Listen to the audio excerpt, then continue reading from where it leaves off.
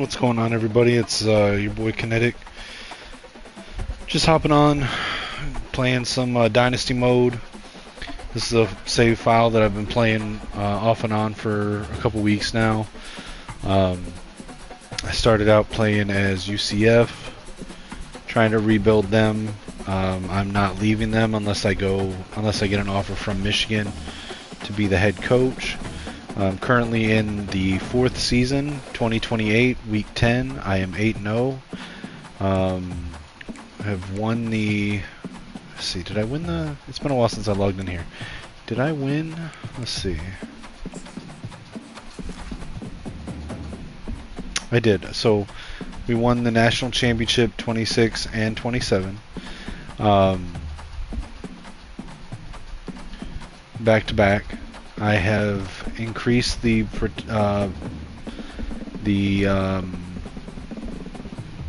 prestige of UCF, I think, to a 4-star school. I want to say.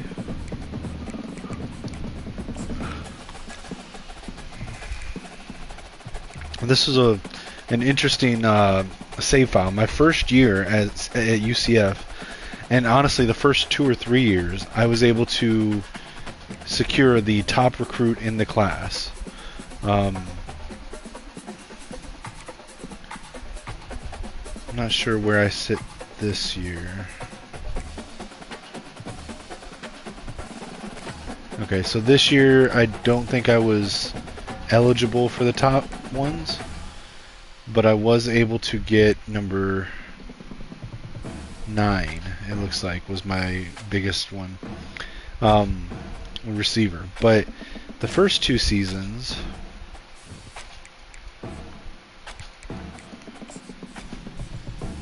my first season, my number 1 recruit was this guy Warren Israel. You can see he's a redshirt junior now, so I recruited him in 2024. His redshirt year was in 2025.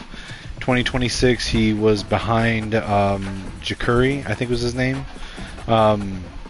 And then 2027 he took over as the starting quarterback in his sophomore redshirt year. Now he's in his redshirt junior year, his 2nd year starter, and he's a 94 overall.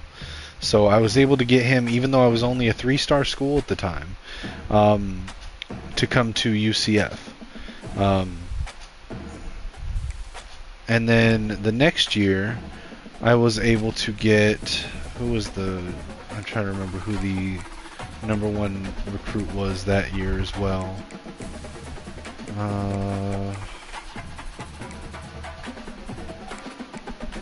don't remember offhand, but I did get the number 1 recruit. It may have been a cornerback. The 2nd year.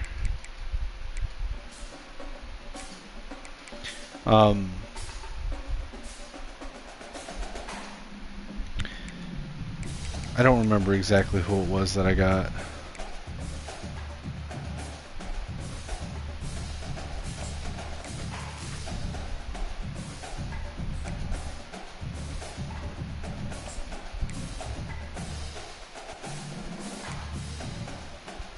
Whoever it was, they would be a redshirt sophomore.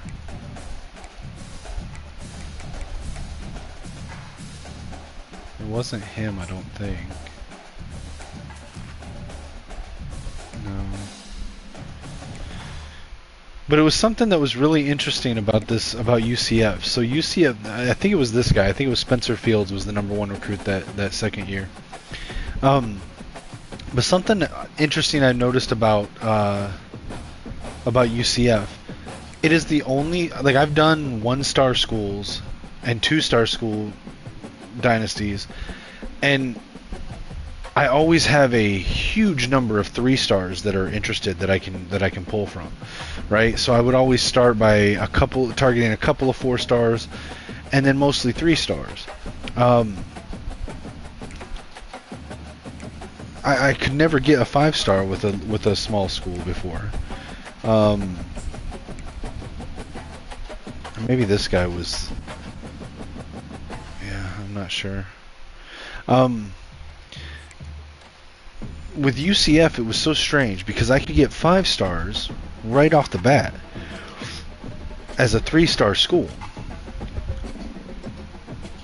But there weren't enough 3-stars that were interested in me, and enough 4-stars to fill the board, so I actually had to go to 2-stars. And this is the only school I've had to do that with, but it was just so weird that I had to do that with this one, but also I could get 5-stars from the very beginning. So I don't know if it's the school, I don't know if it's just the luck that I had with the draw on the recruiting classes, but it was just a really strange dynamic.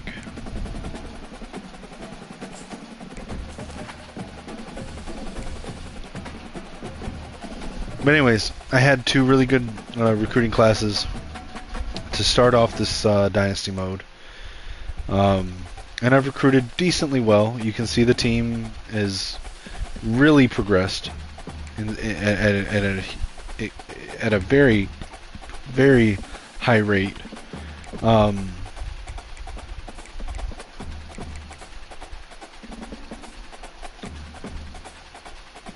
mean, look at this guy. He's got 5 different physical abilities.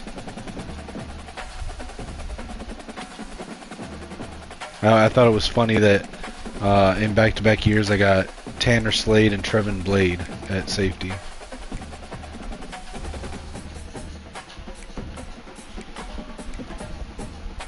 But it's been a minute since I picked up this game.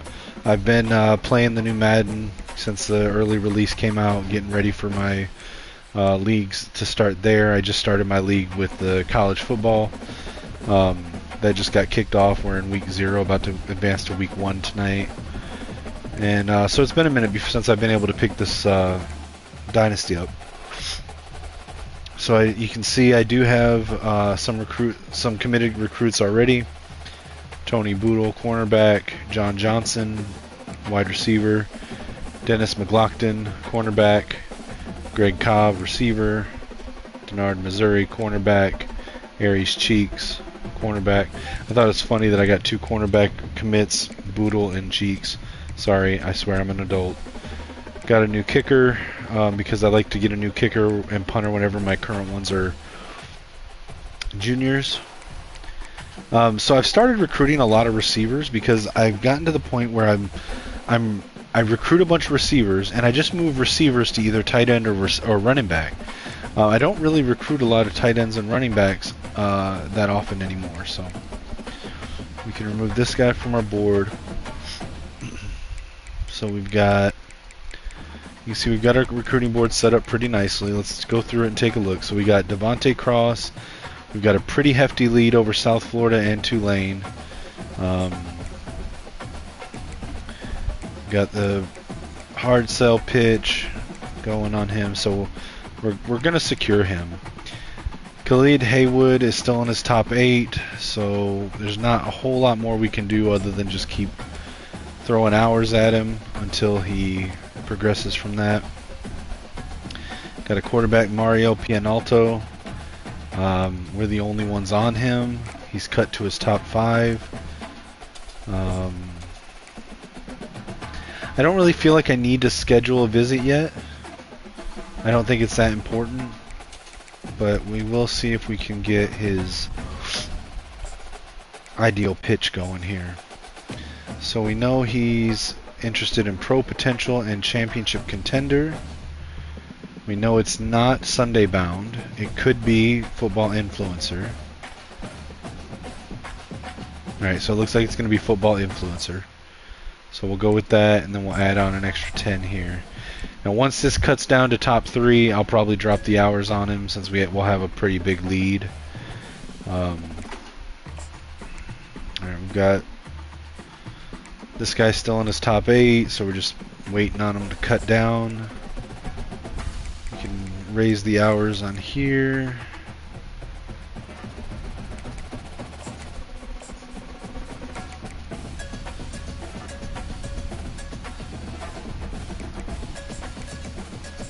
Ted Durbin. Again, I'm okay getting a bunch of receivers because I'm just going to move some of them to tight end and running back as needed anyway. So I'm 100% okay recruiting receivers.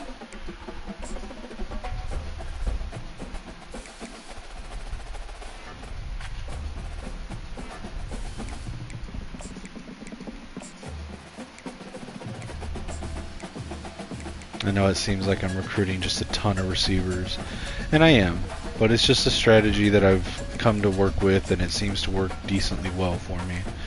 If it keeps working like this on future coach builds, I may not even put points into recruiting for running backs at all, because if I put the points in the wide receivers, and wide receivers and tight ends share a talent skill, I just recruit wide receivers and move them to running back, the fast ones to running back, and the tall ones to tight end,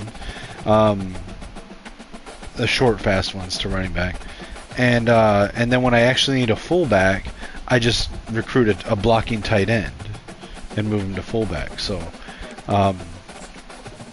I may use those points elsewhere. And kind of the same thing for linebackers I'm learning. I'm starting to move my safeties. I'm starting to recruit a bunch of safeties and move safeties down to linebacker, and it seems to be working well. So we'll see how it continues to go. Are we competing? We're not competing on any of these, so I'm just going to go down the line here and add some time.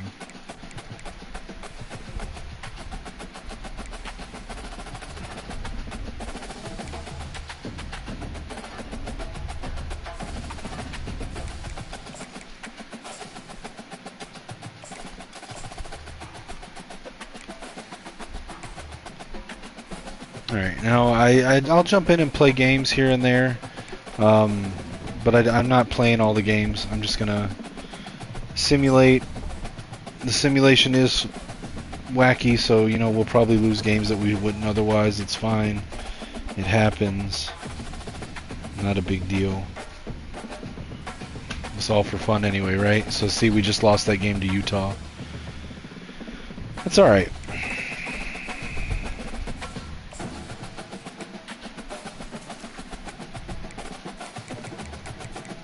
Let's take a look at the recruits. Alright, so we got Haywood cut to top 5. So Cross did commit. So that's good. Haywood's top 5, and now Florida, Auburn, and Alabama are all jumping in on him. Let's hope I have a big enough lead, considering that they all have +5 pipelines on them, and I do not have any pipelines into Alabama. So we'll see. Let's schedule a visit. We'll schedule it for the BYU game. Proximity to home is important to him.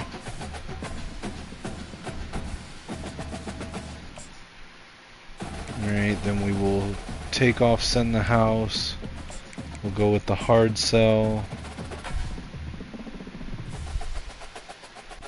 It's going to be college experience, or sorry, team player. And we'll add another 10 on top of that.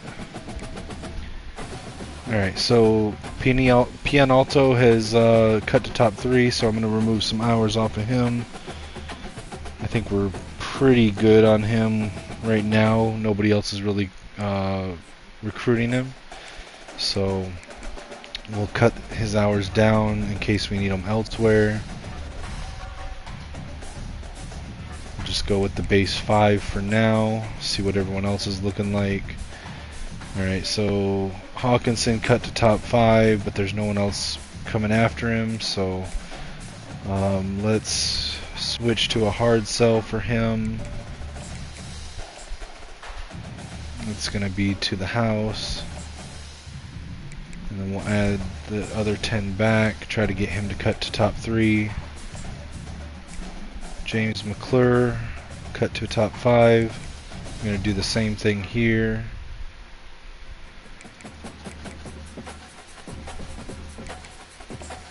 Go hard sell. It's going to be team player, and then we'll add the 10 back. For Ted Durbin, he's still in top 8, so there's nothing else we can do. George Gore has cut to top 5. Nobody else is pursuing him. Let's see if we can figure out what his third interest is.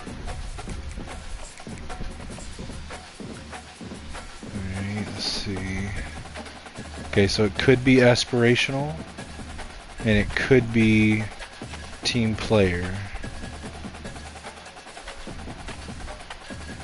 Okay, so I'm gonna do a soft sell with aspirational because we have a better grade in championship contender than we do in coach stability. So we're gonna go with soft sell aspirational, and then we'll load hours back up.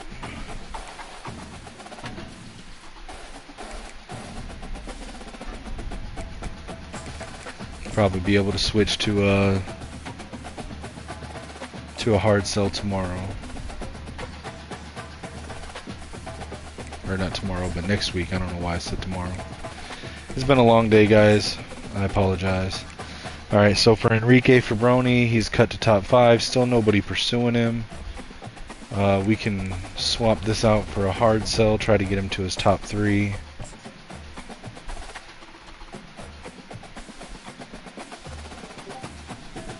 And he's going to be football influencer.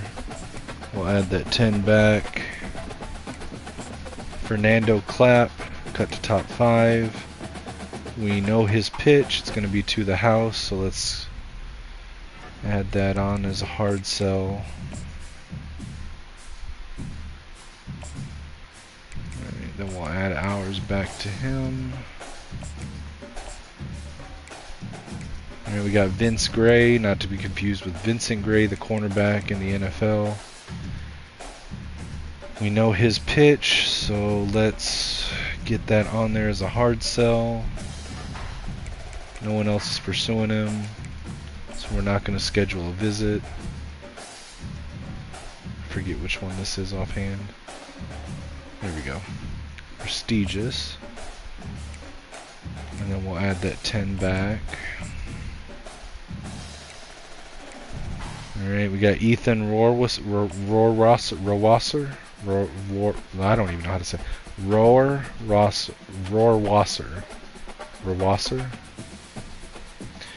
Alright, let's see if we can figure out what his third interest is. So we know academic prestige and proximity to home. We know it's not going to be student of the game. Probably campus personality, but let's keep looking to make sure. Okay, so it's going to be campus personality. So we'll do the hard sell there. I don't know why I just took the 10 off. That was an accident. I meant to take the 5 off. So we'll add the 25 and the 10 back. Keep contact open with him. Okay, so now actually, you know what? I am actually going to take some of that off of him so we can load up on Ruben because somebody else is pursuing Ruben. And I want to be able to compete with them. So let's load up hours on Ruben here. He's still in his top 8. So let's swap this out. We'll go with send the house plus extras.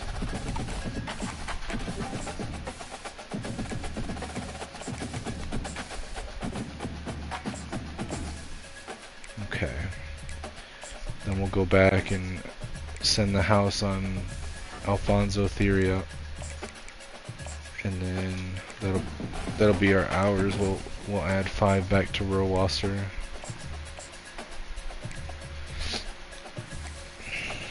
Alright, let's simulate, see if we can get off this losing streak and beat Arizona. The last season when I played, I had to face Arizona 3 times in a row. I faced them in the regular season, then I faced them in the Big 12 championship, then I faced them in the quarterfinals of the playoffs.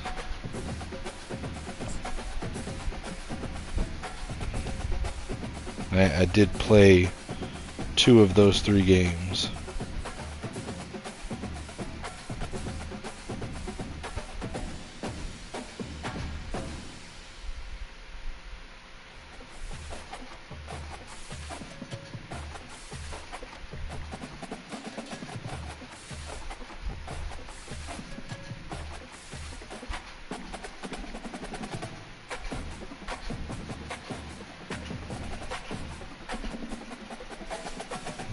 Let's see.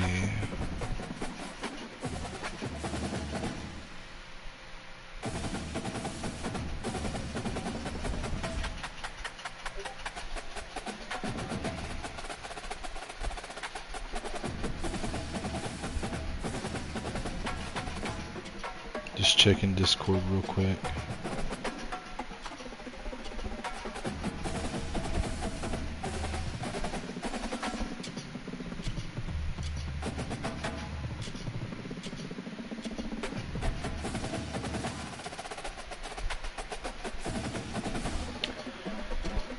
Alright, so we didn't have any lockouts. We did lose that game to Arizona, so now we went from 3 to number 16 in the last 2 weeks. That's not great. If we lose again, we might be out of the playoffs. We did get a commitment from Fraboni. Where do we sit on Haywood? See, Florida's making some... They're catching up on Fraboni, and I don't know that there's going to be anything else that we can do. We may end up just losing out on Fraboni because I don't have the pipeline power to go against these guys. Pinalto got to... He's about to commit, so I don't need to add anything there. Let's see.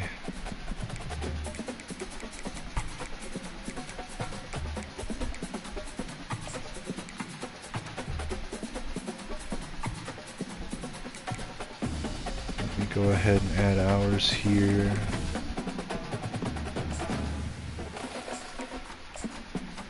And to Thero.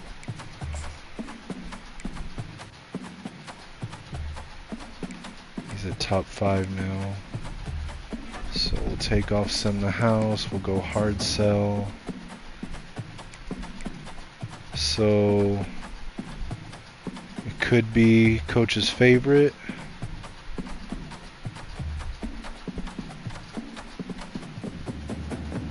It has to be coach's favorite, alright. Now see, why does it switch the hard sell to a soft sell? I hate when it does that.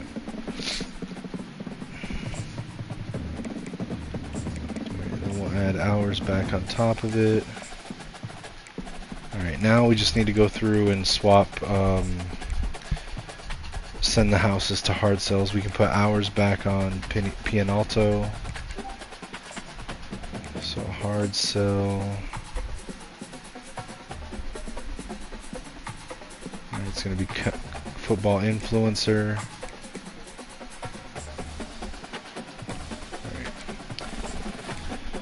So, we've got everything we can do on Haywood. On Hawkinson, we've got everything. Wait, who was the one that we did the soft sell on? Is that McClure? No. We got the right pitch on McClure. And now Bowling Green is jumping in on McClure, but I think we've got a lead, far enough lead to hold them off. Ted Durbin, let's see. Alright, we can take Send the House off here. Swap to a hard sell. Alright, his is going to be TV time. And then we'll add 10 on top of that. Keegan Karen. Take Send the House off. Swap to hard sell. His is going to be to the house. It's a very common one. We'll add the 10 back there. George Gore. Okay, that was the one we did the soft sell on. And we were wrong. Unfortunately, we were wrong. That's why we did the soft sell. So let's correct this. Do hard sell. It's going to be team player. Alright, and then we'll add 25 and 10 on top of that. For Fernando Clapp, he's cut to top 3. I doubt we lose on him. We've got the right pitches. For Vince Gray, it looks like Indiana has tried to jump in. They do have a 2-strength pipeline, but I think we have a far enough lead on them that they're not going to be able to catch up. So, do we have everything we could on him? We do. Can't really add anything else, so we're just going to watch.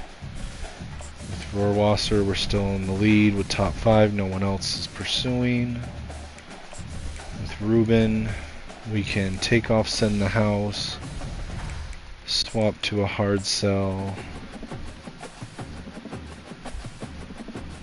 His is going to be It's Game Time. Unfortunately, we do not have great proximity to home, but for the other two, we have playing style and conference prestige. I don't think I need to do this here, but I'm going to go ahead and do it because we have the extra time on him to be able to do it, or the room to do it. So because I have that F, I'm going to try to sway him. I want to see if there's any that I could sway him to that I have all green on.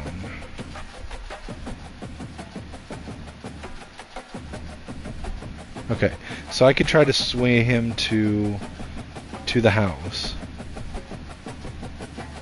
Or is there any that I have all green on that already incorporates either of the two that he's interested in? Okay, so I could, well, that doesn't really incorporate either of them either. I could do this one. It incorporates conference prestige already. Or I could, oh yeah. So we're gonna try to sway him on pro potential and championship contender.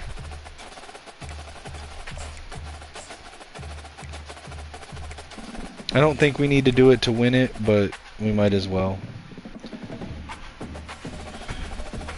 Alright.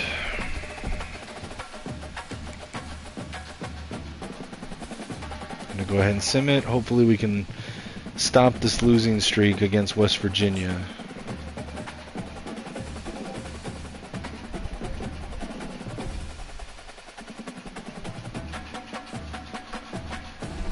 Alright.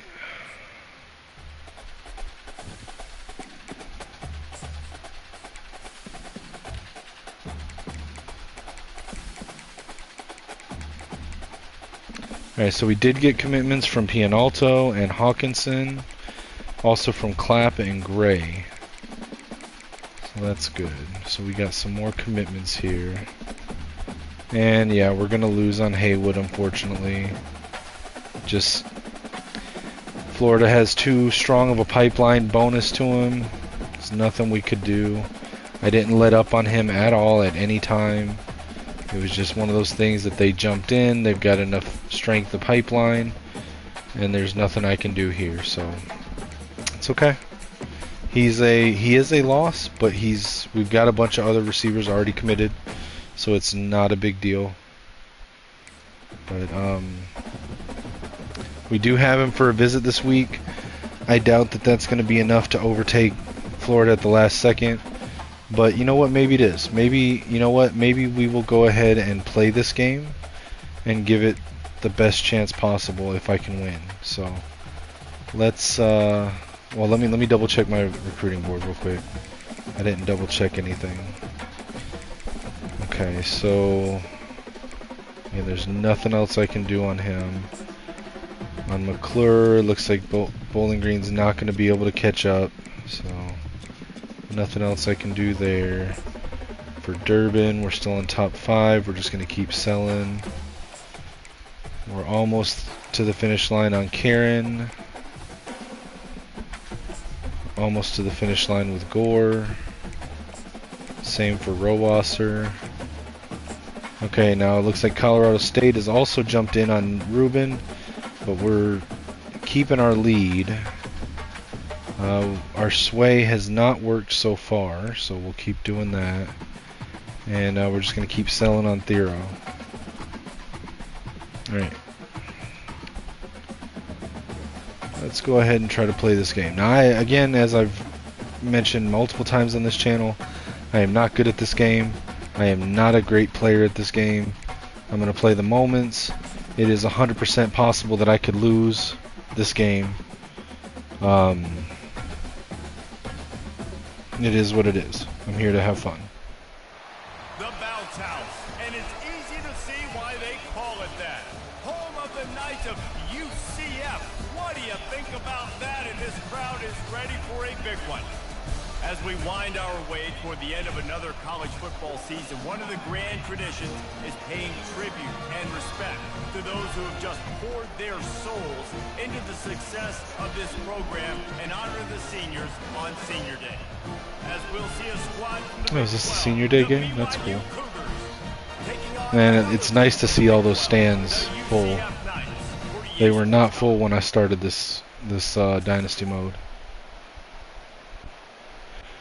Alright, let's see. Alright, so we're on offense. I hate this glitch where the score bug disappears, but alright, so we're 3rd and 7 on driving on their 42-yard line. So I need to get a decent pass here. Let's try a drive post.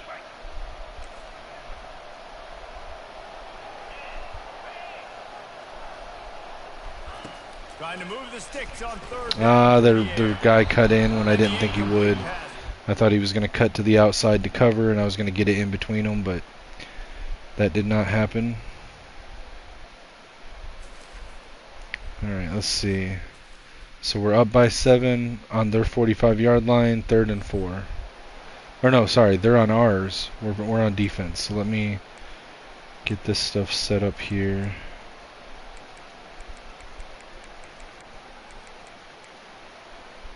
Alright, and they're coming out with three wide receivers. Let's go cover 6.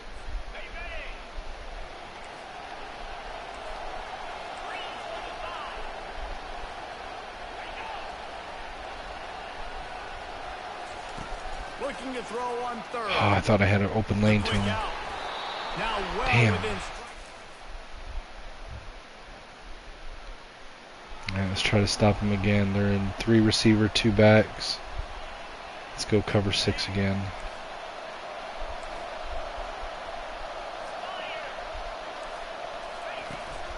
They'll try to get it in with the run. That play just never had a chance. They knock him down for a loss of 5. BYU right back to the line. The run up the middle, trying to stop him! Stop him! What are you doing? Unsuccessful 2nd down, and now they're immediately thinking, I got a little bit more than I want, so what are my pass plays? What am I going to get into here offensively? Try to have success on 3rd down. Oh, come on. Why was he uncovered? What is going on? Nobody was on him? It's crazy, man. Second quarter, 2 minutes left, 1st and 10. We have the ball on our 37, so we need to make a 2-minute drill.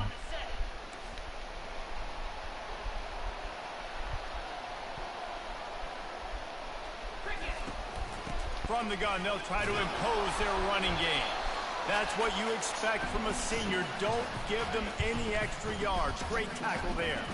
After picking up a couple at 2nd and 8. He's looking to throw. Couldn't get the pass off. Come on, man. Probably fortunate that it wasn't knocked free for a fumble. Well, this defense felt coming into the game that if he was going to try to throw from Come the on. pocket, they could get to him and affect his accuracy, and they did on that last play. 3rd and long, and he'll try to throw for it. Got his man downfield. And perhaps a touchdown-saving tackle as he gets him down at the 37. The Knights will have it 1st and 10. We're going to put Wagbuo on a post here, see what happens. He wants to throw. Ah, hit the wrong receiver. I'm glad that wasn't picked. He threw that one up for grabs and into traffic. Come on, man. Get it back. Well, a great job in coverage on the back end by the defense. Just got to finish the play. That should have been a pick. Let's see if they go back to the air on 2nd down.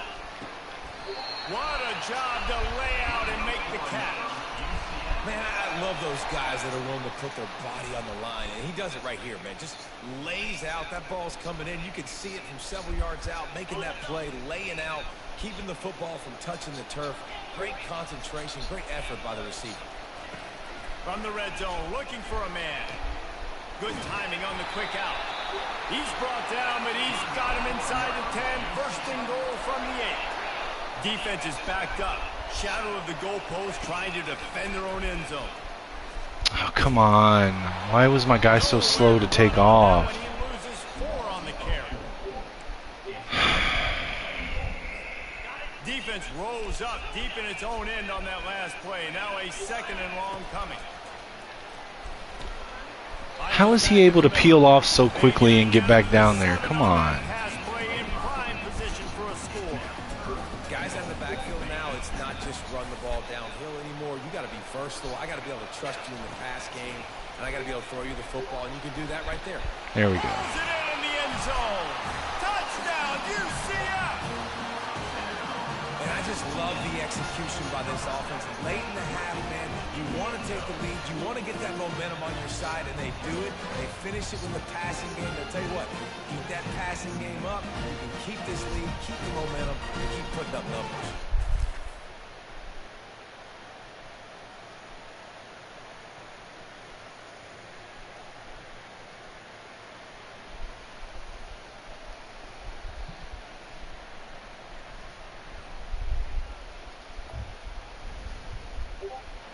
Alright, let's see. What do we got?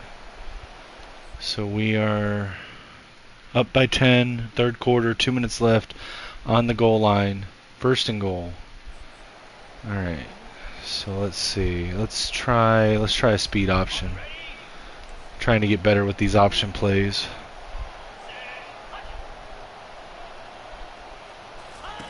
On the option. I pitched it. Why did he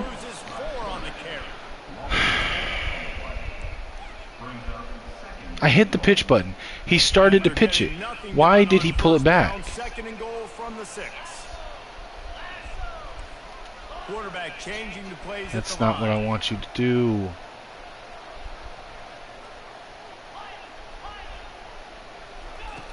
On second down, he'll fire. How is that not a catch? How is that not a catch? He's got it. He goes down. He's down, and then he drops the ball. How is? He was going to put a hit on him to make sure he had to think about something later, and you could see the ball pop out. Come on, man. They'll look to throw on third and goal. He caught it. They will score. Touchdown, Knights.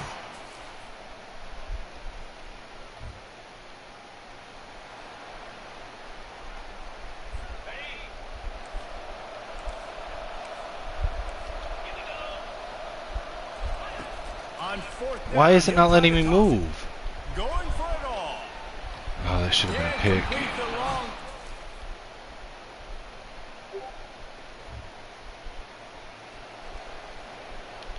Alright, so we're up by 17, fourth quarter, 3 minutes left. They've got the ball on their own 6, 4th and 9. And they're coming out with 3 receivers, 1 tight end. So we're going to go dime. And we're going to go cover 4 palms.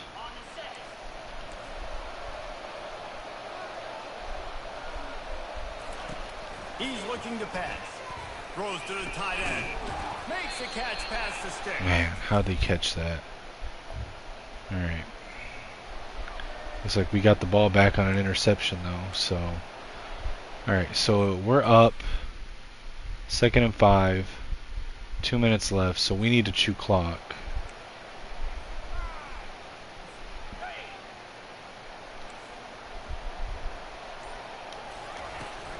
On the ground, trying to pull the plug on this clock.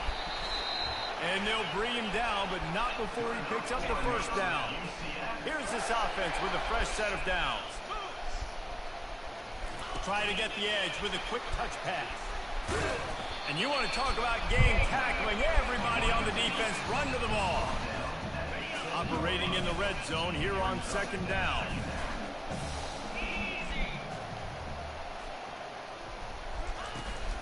Leaves it with the back. He bullies his way all the way down to the 5-yard line. Let's go with the read option here. The sticks here and take a shot at it on 1st and goal. Give to the running back. Touchdown! There we go. And the beatdown has ensued. They're now in really good shape to get back into the win column as they extend the lead here late. That's a nice job by this offense. Nice job putting a drive together late. This might seal this football game. And nice response. It's nice to be home, and come back to the home crowd after you've lost a couple games. Get some mojo going back in your way.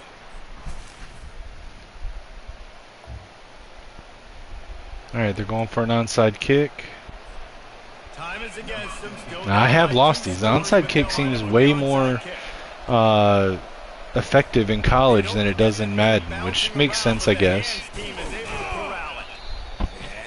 I was able to recover it, so now we can just kneel and win the game. Methodical, workman-like effort from this team. No frills, just get the job done and get the win.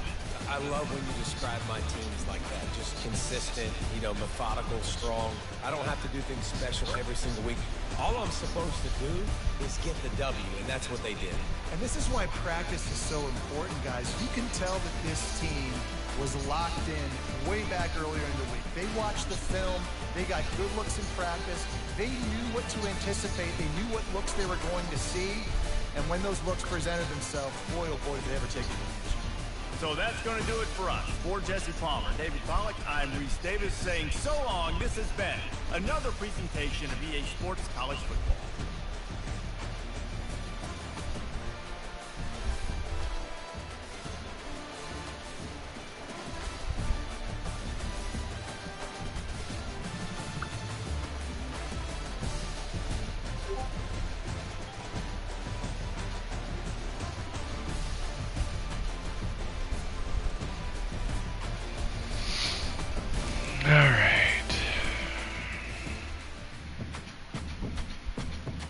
Let's see if that win with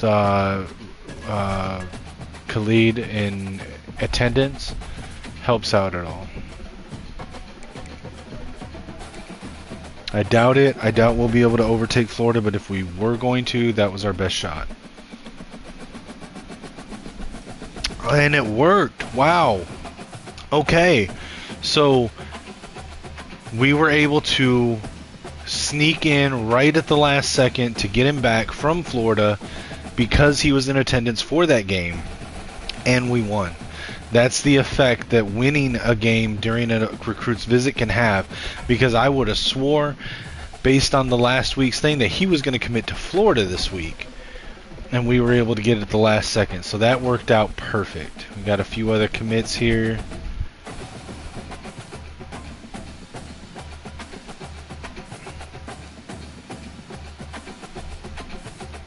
Nine and 3 now. We're number 20 in the country. So wow, I am very surprised that that worked, but it did.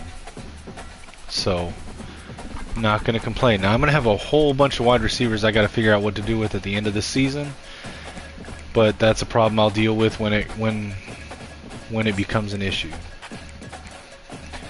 Our sway still has not worked on Ruben. I don't think it's going to matter. We're going to take the sway off. We're just going to load up ours.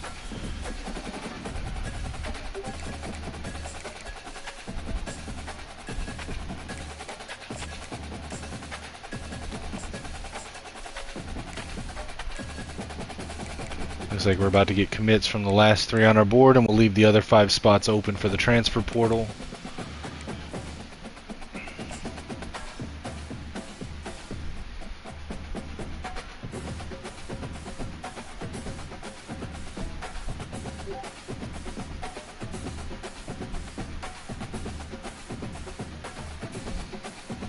Ted Durbin committed, Darius Rubin committed, Alfonso Thero committed. So we got all of the targets on our board have committed. Our recruiting is done until the transfer portal. Conference championship week. Let's look at our staff. So for the most part, I like our staff. I wish that my offensive coordinator pipeline was South Florida instead of North Florida, but it is what it is. I want to keep coach stability up. Since it's one of our worst grades. So I'm not going to fire them. I'm going to rock with these 2 until one of them ends up taking a job somewhere else. I've got 2 pretty high-level coordinators, and their talents definitely help me out. If you want to take a look at what that is, I'll show you. So these are my talents. I'm going almost exclusively recruiter and scheme guru. Not sure what I'm going to do with the last points I have here. I could open up elite recruiter potentially.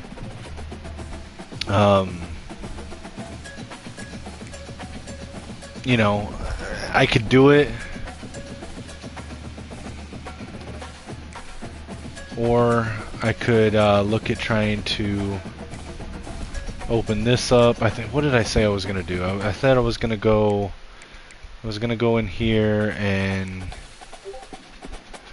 what was it?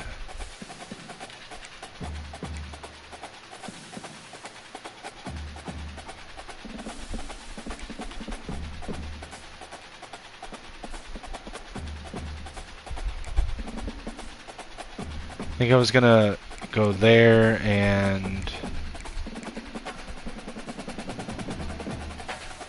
I think I was gonna do relationship builder and set the tone.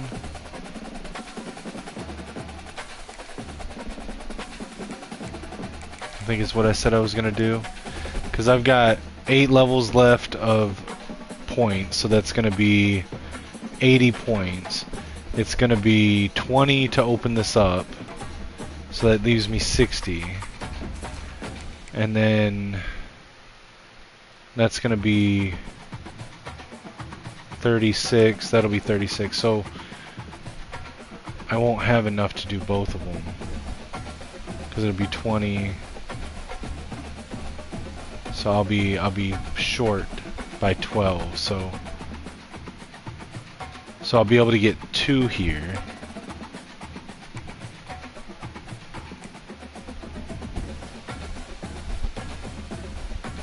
Unless I just want to go these 2.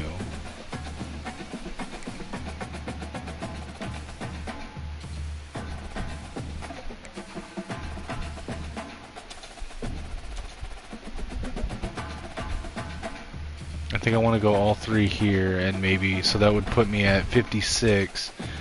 So I would still have 24 left, so I could still do 2 of these. I could do strong roots and household name.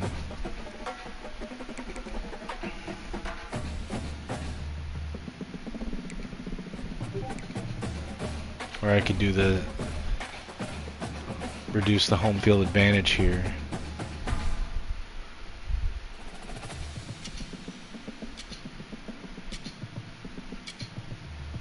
I think I'm gonna go with the pipelines, but I think in my user league I might go set the tone.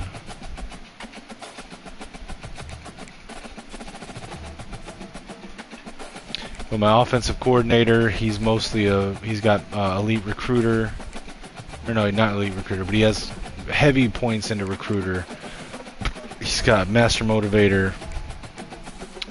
I'm sorry, he's got motivator and tactician, so he's got, you know, points in all the offensive ones here. I'm not sure why he has the cross training, but you know, I can't control that. In motivator, he's got all of the offensive, a couple of the defensive ones, and in recruiter, he's got all of them, right? So I like having him there. My defensive coordinator is heavy in motivator. He's got all of the first tier, which is great in the off season. He's got tactician as well for defense and offense. So between the 3 of us, our guys are getting big game day bonuses. And then he also gives me bonuses in recruiter for the defensive players. So it works out pretty well with these guys. I like it. So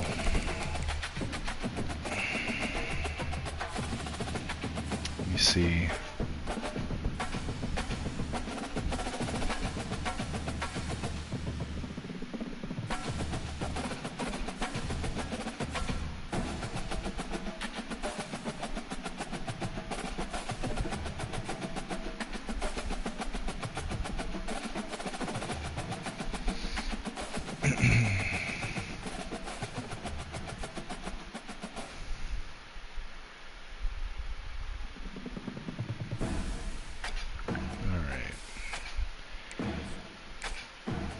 So I'm not gonna do anything with the managed staff. I got my contract extended here.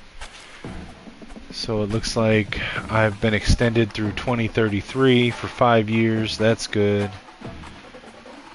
I'm very respected at this job. I like that. Top stories, we got Player of the Week from Navy. Game of the Year from between Illinois and USC. That's interesting. Tulane and Navy. NC State and Georgia Tech. Okay. Alright, let me check recruiting. I don't think we have anybody still there we got to do anything with. Nope. Our recruiting board is good, so we will just advance the week. I may not get into the playoffs. We may be looking at a bowl game. That's fine. Top stories. Looks like USC beat Illinois. Navy got key plays in the game against Tulane and won 29-25. Final CFP rankings before the playoffs are announced. I'm 20th with 9-3. Looks like, let's see.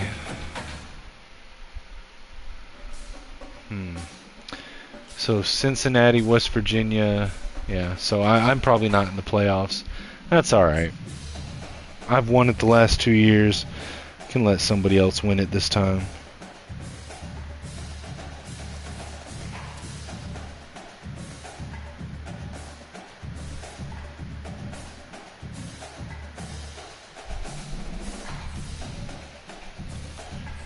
Alright, got us a few points, but nothing we can do with them yet because we got to unlock that program builder.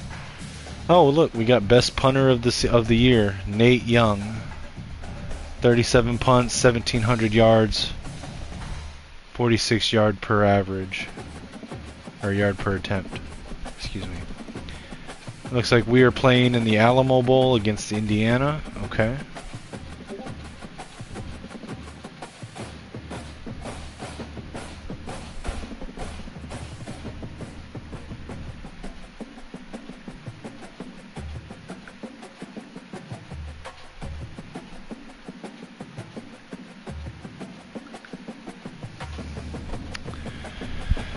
Alright, so because I got extended on the contract, I can't get job offers, which sucks.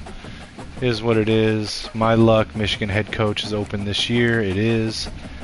So unfortunately, I'm not able to try to get offered for that job because I got extended this year. That's how the cookie crumbles, so no big deal. Alright. Oh, I do have enough points to open up Program Builder. I won't be able to put any points in there, so I'll just wait. Manage staff. Did my guy... Okay, so my guys are both still here. Ramsey and Kempford are both still here. What is our class ranking in early National Signing Day? We are currently ranked 6th with 30 commitments. I don't think we're going to move up. We'll probably end up getting knocked down, but hopefully we can still keep a top 10 class. Alright, let's see. Let's look at our team stats for the season. So, season stats. Let's see.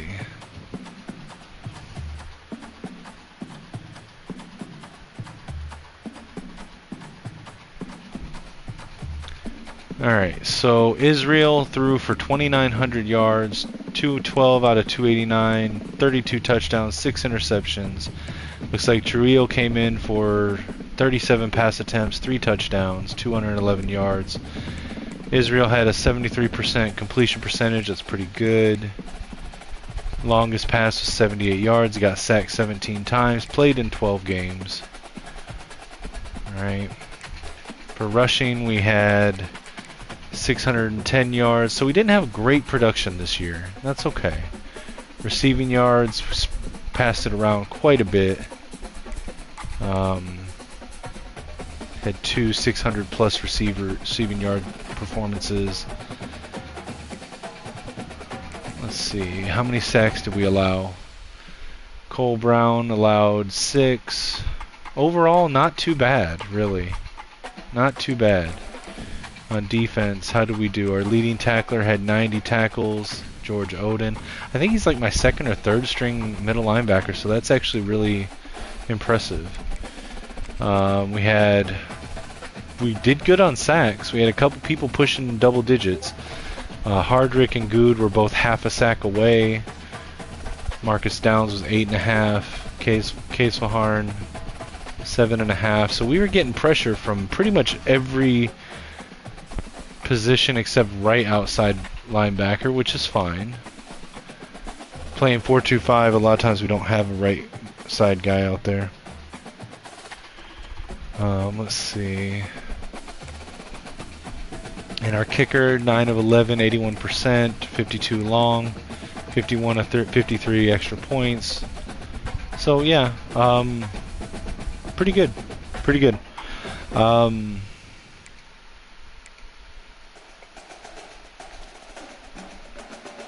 Okay,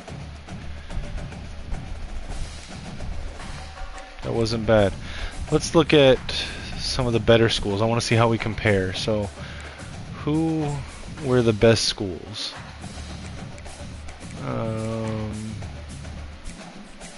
Top 25. We're going to look at the top 5 schools. So, USC, Notre Dame, Penn State, Georgia Tech, South Alabama. Wow. South Alabama, 11-2, and they're ranked number 5? Wow. Okay. That's interesting.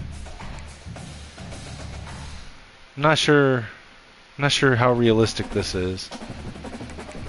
Do we have any undefeated teams at all? No, we didn't. And only 3 one-loss teams. Okay. Alright, so anyway, USC, Notre Dame, Penn State, Georgia Tech, South Alabama. So let's go look at these teams' stats. I want to see how our quarterback did comparatively. So USC. Okay, so they threw for almost 1,000 more yards than my quarterback.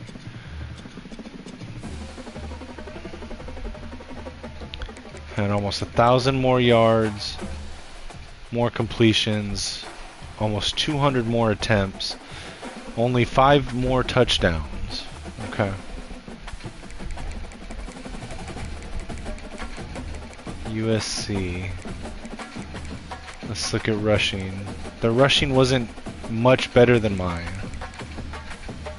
I had 610, they had just over 700. 730.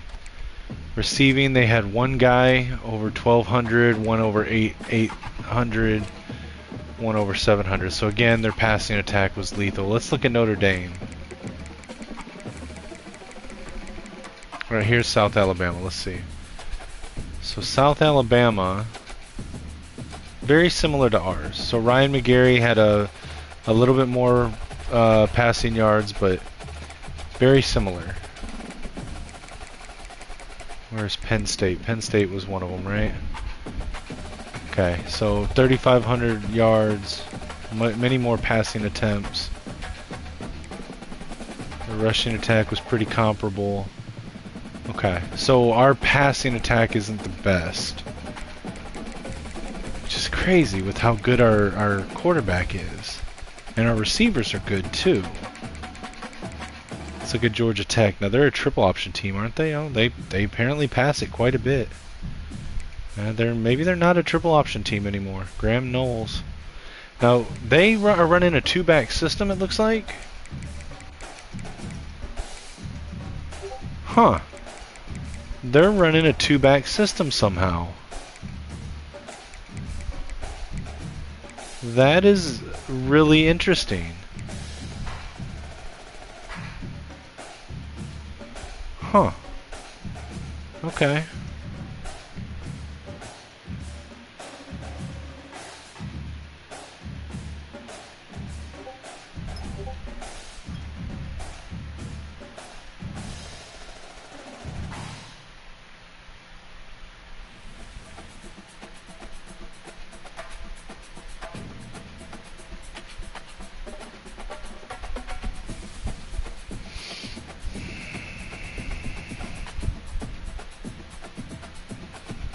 Alright, let's see.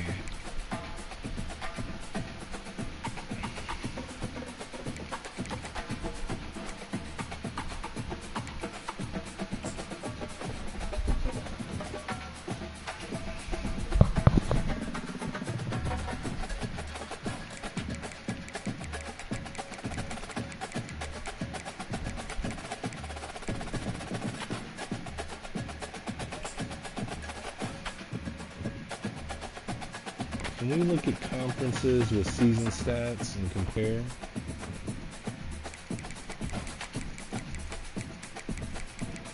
We can. Alright, so Big 12, let's look. So, in the Big 12, so we had a bottom of the pack passing attack. So, is it our playbook? I don't get it.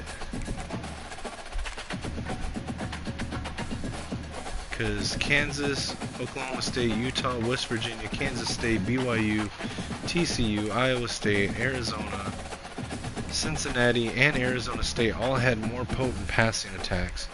Even though my guy, Warren Israel, was the top quarterback recruit, prospect, 5-star gem out of his recruiting class.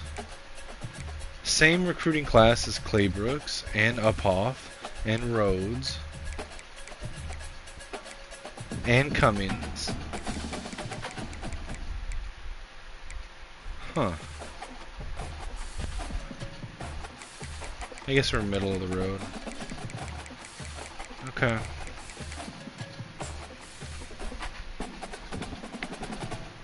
Let's look at coach stats.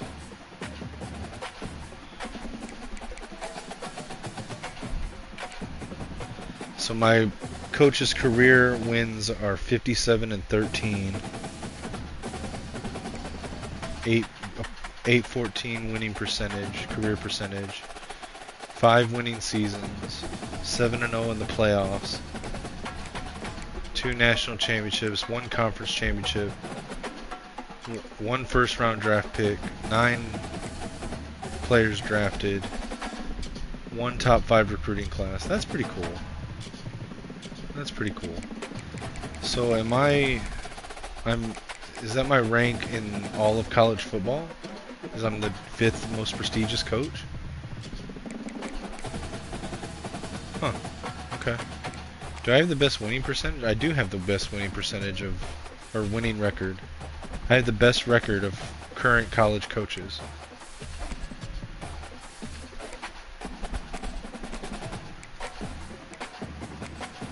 I'm the only current coach with 2 national championships. Oregon has 1, Syracuse coach has 1, and Ohio State coach has 1. Okay.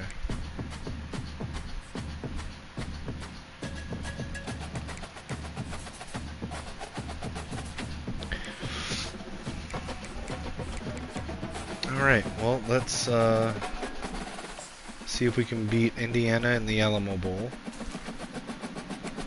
We will wear our Space U uniforms for this game.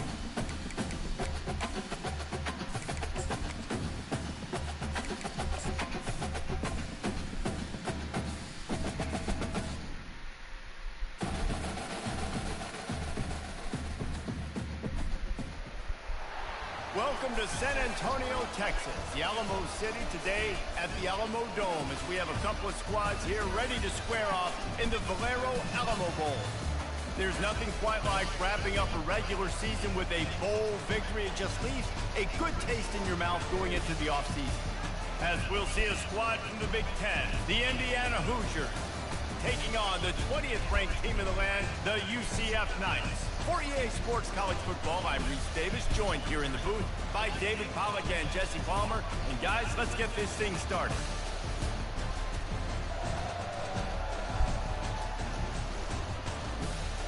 The All-State Valero Alamo Bowl.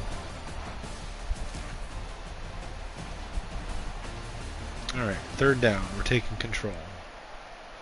Alright, I hate having to pause it to get the information. 3rd and inches, 1st quarter, 5 minutes left. We're on their side of the field. I just need to run it and get the 1st down.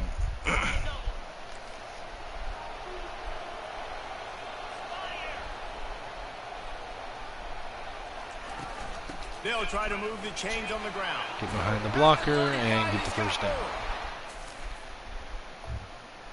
Alright, red zone alert. Let's take over. So is this 1st down? 1st and goal. 1st and goal on the 4. Okay. Let's go with stick. Stick's pretty good on the goal line, but let's switch sides. Let's switch it up, switch it up, switch it up. Can we put him on a zig? We can put him on a zig. Alright. He's looking to throw. I didn't mean to hit that. That was lucky.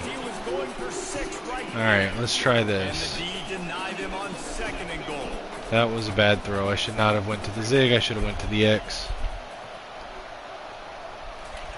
Quick pass on the jet motion. Oh, come on, block him. Why did you let your block go?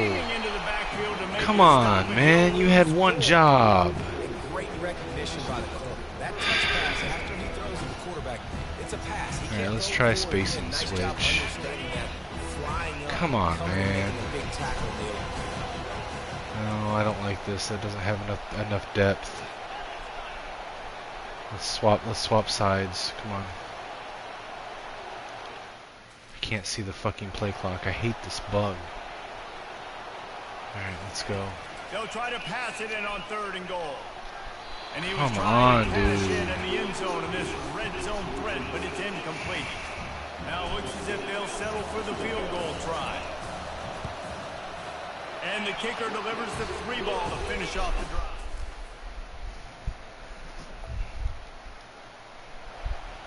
All right, let's see. 1st and goal, 10-yard line, 1st down. Let's try this.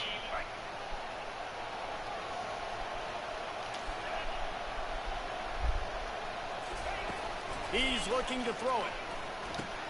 He makes a grab. Got And it. he's into the end zone. Touch.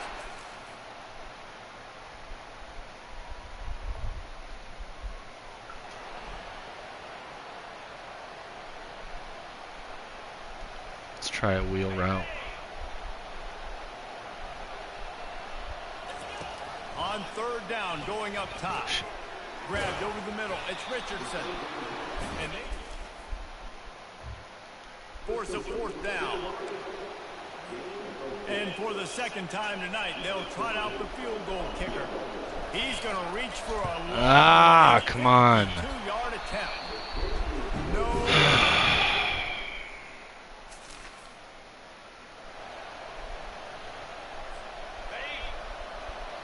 That's upsetting, dude. Wasting no time throwing on this drive. Got out of trouble, got rid of it. He makes the connection. He gets it in. Touchdown.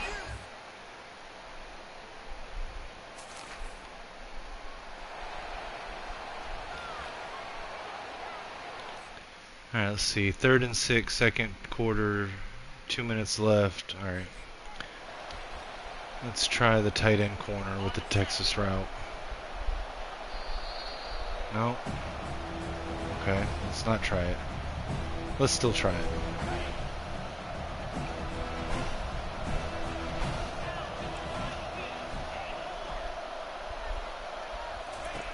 On 3rd down, he drops the throw. There we go. There we go. There we go. Touchdown, Knights! Made the grab and finished the deal in the end zone. And you gotta love the creativity with the tight ends nowadays. They can do so many different things. Does a good job. He slips behind the defense. Defense doesn't know where he went. And what does he do? He gets in for 6.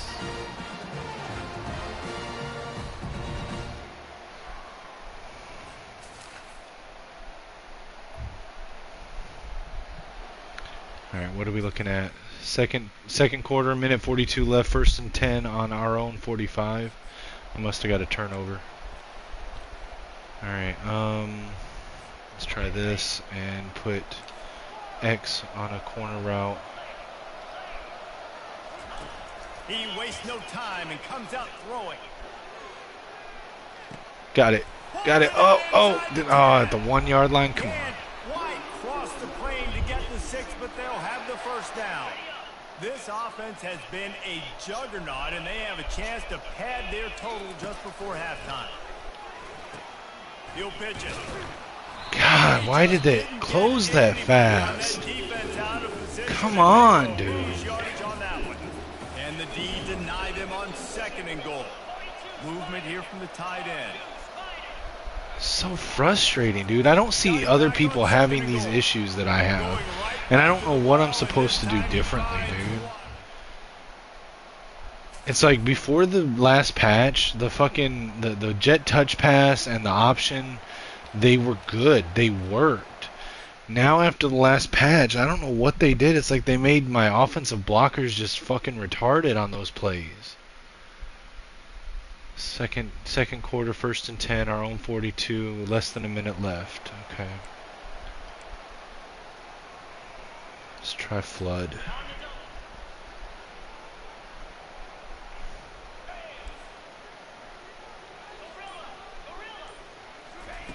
Trying to start the drive with a pass. Fires to the wideout. A beautifully placed ball to the outside and the toe drag for the big pickup. Man, this quarterback is having a first half. He's over 200 yards already, heating up, setting up. Dude, this dude might break his career high in passing. I don't know what it is. Somebody get stats for me. Go, go, go, go. There we go. Love the corner route, dude. And once he found some daylight, it was time to make a house call. And this receiver is on fire. He's got all the skills that you look for in a big...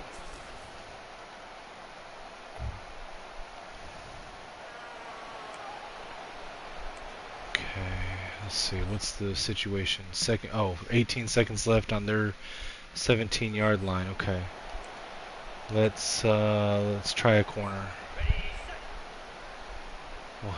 We'll put circle on a double corner here. Looking to move it through the air. Oh, why did he get caught up on him? That was so gay, dude. Stop the scoring opportunity. And with just a few seconds remaining here in the first half, they'll try to kick a field goal. It's good. Easy call for the ref.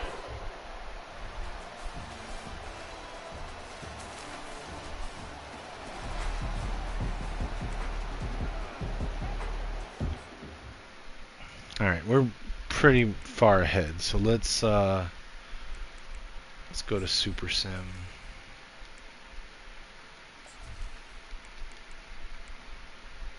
I'll just sim to the end of the game.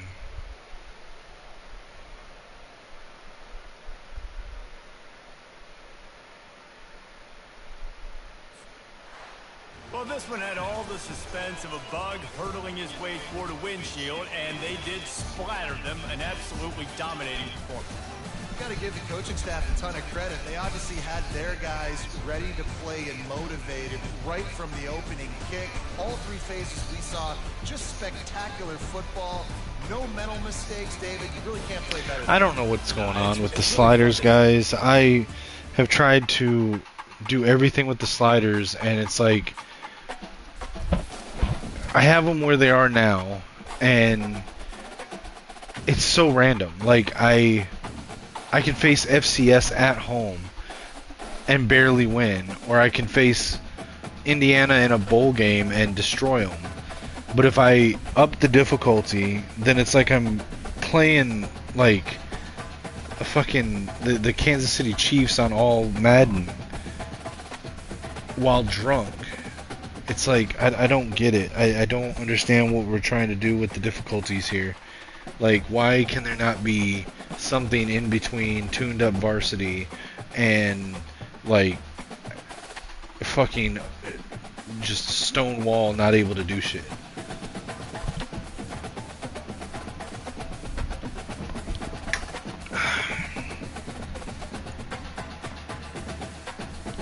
I guess I could try All-American, but turn the sliders down.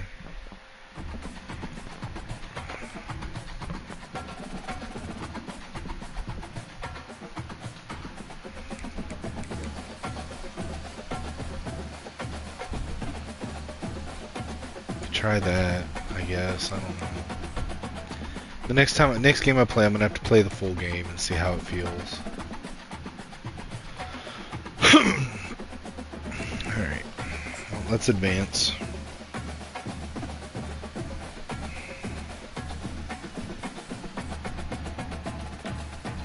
Big 12 defensive player of the week. My cornerback had 3 interceptions, 5 tackles.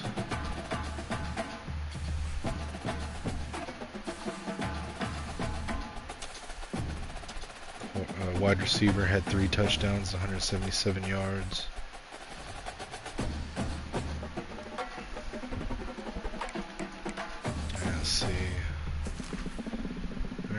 neither of my guys got hired. Alright, let's go.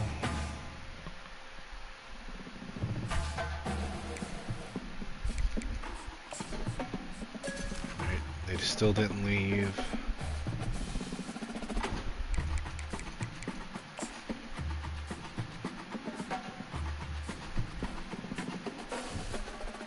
Alright, national champions Illinois and USC.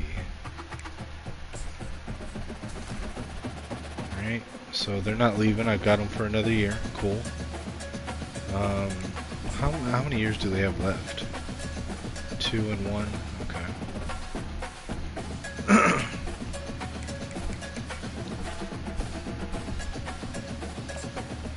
Alright, so 10 and 3. It's not a horrible season. Pro potential went down, coach stability went up. Okay. I mean, I'm still 15th in pro potential, so that's not bad. Alright, let's see. Top stories. Looks like USC won the Natty.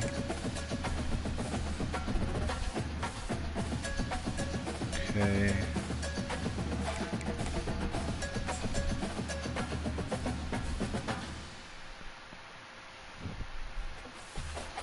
Alright, let's look at players leaving.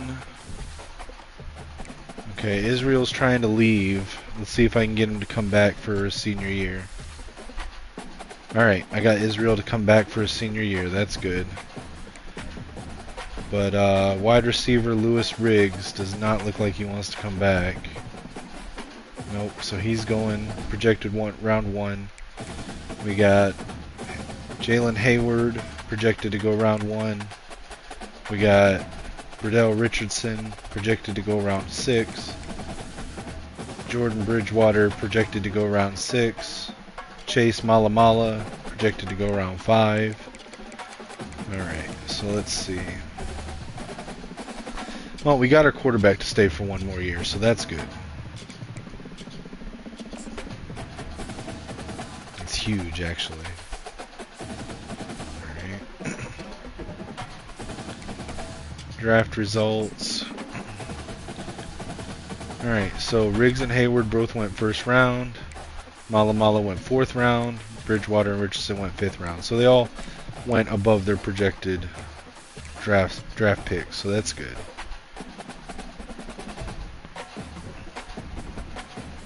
Let's look at the transfer portal.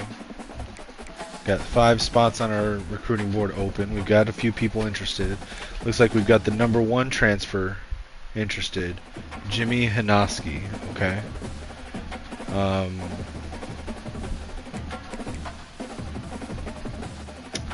We did just lose a big corner. I like underclassmen transfers the most, obviously, because I get more time with them.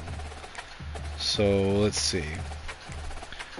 So we'll take Hanoski because good offensive linemen are always welcome. This defensive tackle, Ladarius Stewart, we'll take him. Middle linebacker Martin Wing, we'll go after him. McManus, we'll go after him. And Josh Lamia, power rusher. I'd rather have a speed rusher on the outside. What do we have up here? We've got corner. Yeah, we're gonna go with Truman. We're gonna go after Truman. He's a junior, but it's okay. So those are gonna be our targets. So we're going after 1 guy from Miami, 2 guys from Miami, 1 from Wake Forest, 1 from Arkansas, and 1 from Indiana. All right. Well, we've got enough hours to just load them all up, so that's what we're gonna do. Not gonna hold anything back here. So offer scholarship. We're gonna schedule a visit. Playing style is important to him, so we're gonna pitch playing style. We're gonna load him up with hours. Ladarius Stewart, championship contender, is his important metric. So we're gonna schedule a visit. We're going to pitch him on championship contender, which is an A+ for us. We're going to load him up with 80 hours. Try to get a jump on him. over the other schools. Who are we facing for him? We're going against Ohio State, Notre Dame, defending national champions USC and OSU, and we don't have a pipeline to him, but we're going to try. We may lose out on him big time, but we'll see. In fact, we may lose out on all these guys because we don't really have pipelines to 3 of them. The 3 that I want the most, but we'll see how it goes. Schedule visit, championship contender. Hopefully our pitches and our ability to send 75 to 80 hours on everyone will be a factor here.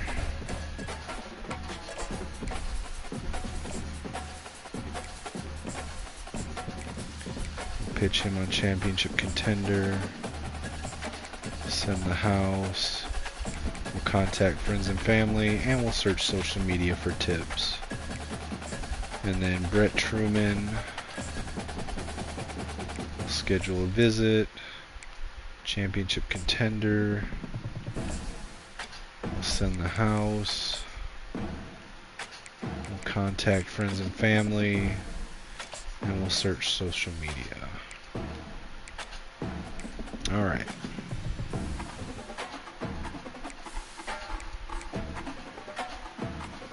Let's see. Hopefully we don't get locked out. Didn't get locked out of anyone, I don't think. Or if we did, it didn't show it to us. Okay, didn't get locked out. So we are way ahead on Jimmy Hanoski, ahead of Virginia Tech. Let's see, we've uncovered 2. We know playing style is the 3rd. Let's see how many options could be playing style, proximity, home, and one of the uncovered ones. Or sorry, one of the still uncovered ones. So it could be the clutch with pro potential. It could be game time with conference prestige. And it could be time to get to work with playing time. So pro potential's our best pitch here.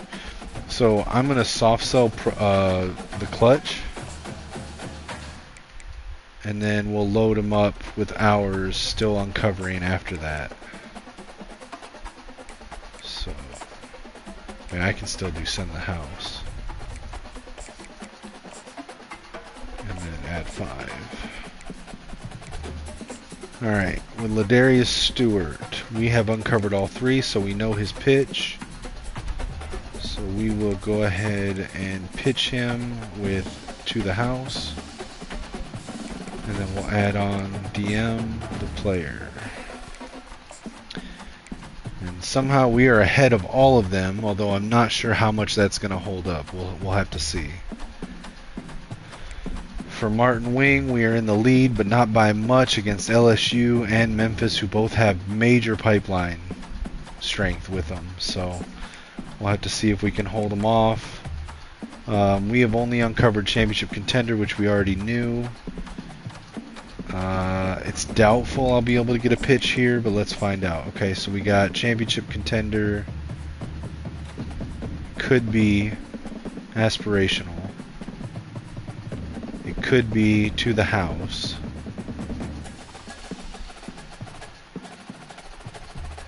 It could be TV time. Okay, so TV time, we've got 2 A pluses and an A. With to the house, we got 2 A pluses and an A. With inspirational, we don't. So we're gonna soft sell. Let me think. He's a 4-star sophomore transfer, field general. Do I think he's gonna care more about brand exposure and coach prestige, or brand exposure and playing time? I'm going to say he's going to care more about playing time, so I'm going to soft sell TV time.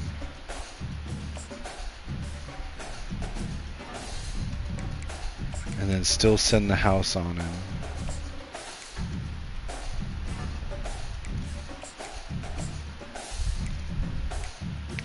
Alright, for Scott McManus, we're barely ahead of Alabama. We do have pipeline, but they have a stronger one. Let's see. We know he's interested in championship contender and brand exposure. I think we should be able to figure out what his pitch is here. Let's look. Is it to the house? I think it's going to be to the house. But let's look. So championship contender and brand exposure. That could also be TV time. But we know he doesn't care about playing time. So it's going to be to the house. We're going to hard sell that. And then we're going to add the 10 back on. And then for Brett Truman, we're in the lead, but barely again over Alabama.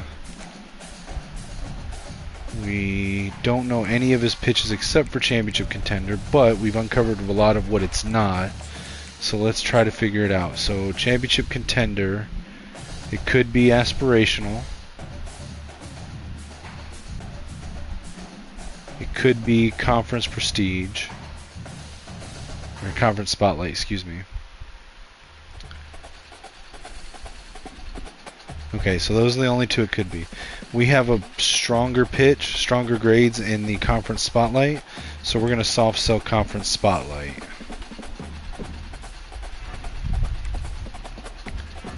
And then we're still going to send the house and still try to uncover the other one. Alright, let's see what happens here.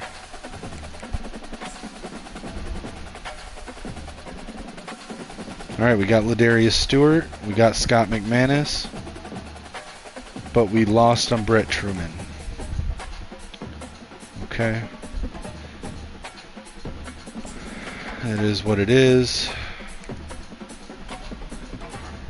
Alright, let's look at the last two. So we are very close to getting Hanaski. We soft sold the clutch. It is not the clutch. That's okay. Let's set the hard sell just to try to stave off any last minute shenanigans by Virginia Tech. So that's going to be time to get to work.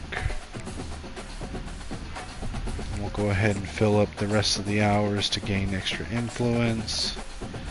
Alright, let's check Wing. Martin Wing, we're barely ahead of LSU. We soft sold TV time. It is TV time, so that was a good guess there. So we're going to hard sell it now to try to hold off LSU.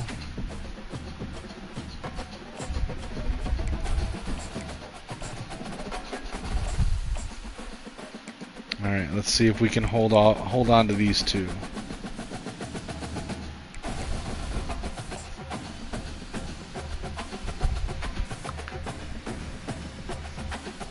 We got Hanaski, we got Wing. Okay.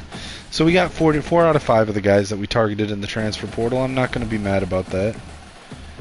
So that is what it is. I think we have an overall pretty good recruiting class. We'll see where we stand now on National Signing Day.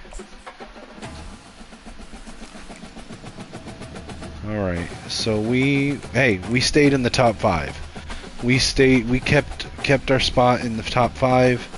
So that's going to be our second top 5 recruiting class. I'm not even mad at that.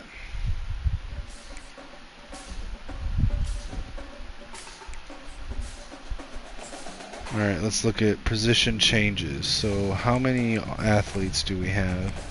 We have 3.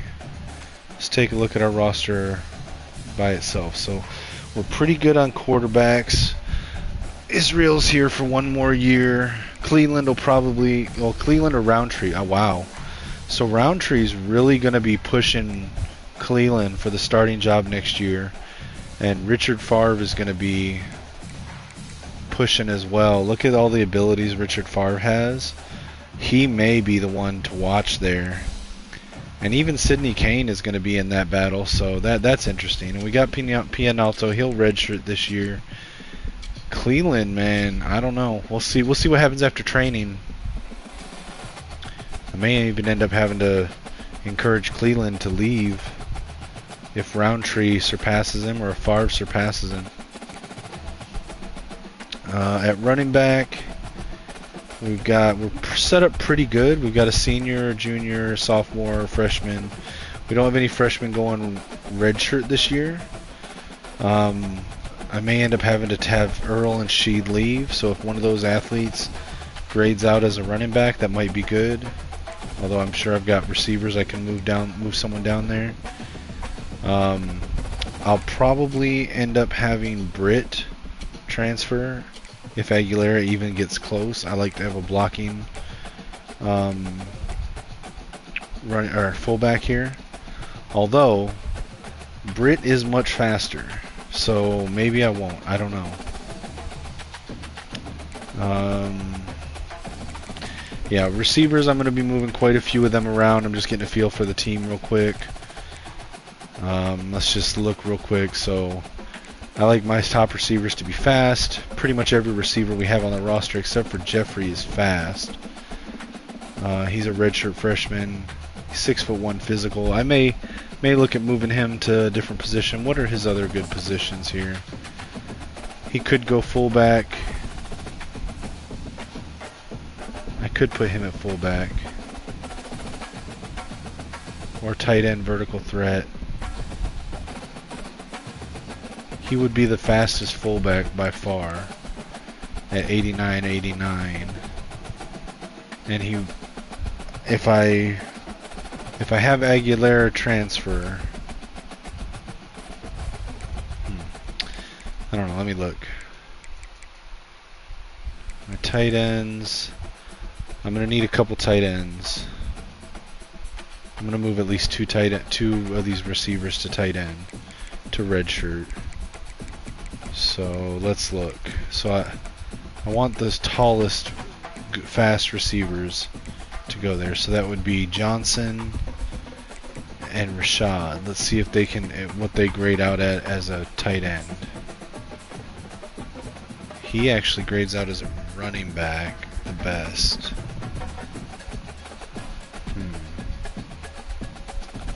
Let me go look at those. Let me look at this other receiver real quick. Rashad. What does he grade out as? He could go tight end.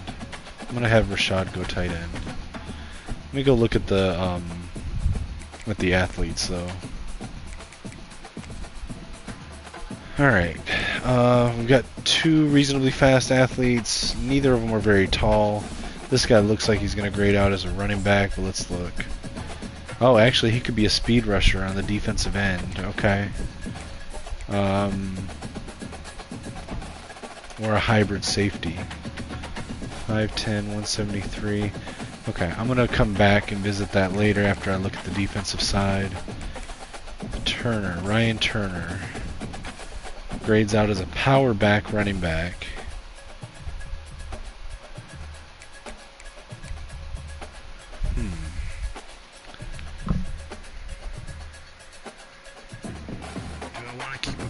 I haven't kept power backs very often.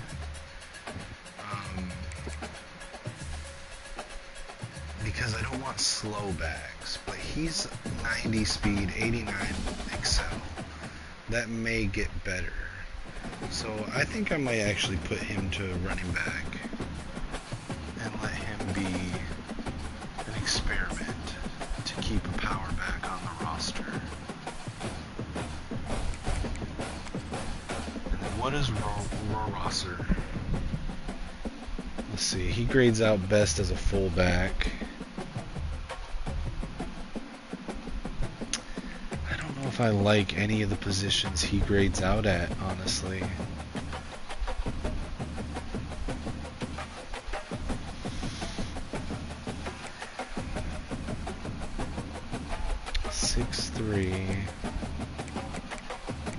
I'm going to put him at safety, but I really, or middle linebacker maybe, 244 pounds. I guess I'm going to try him at middle linebacker, but I suspect I'm going to be encouraging him to transfer a year from now. Alright, so let me go look. So I need one more to go to tight end. Can any of these guys go to tight end? Let's see. 5'9", 5'6", 5'7", yeah, they can't. Brewer could. He's a receiving back. But he's a junior.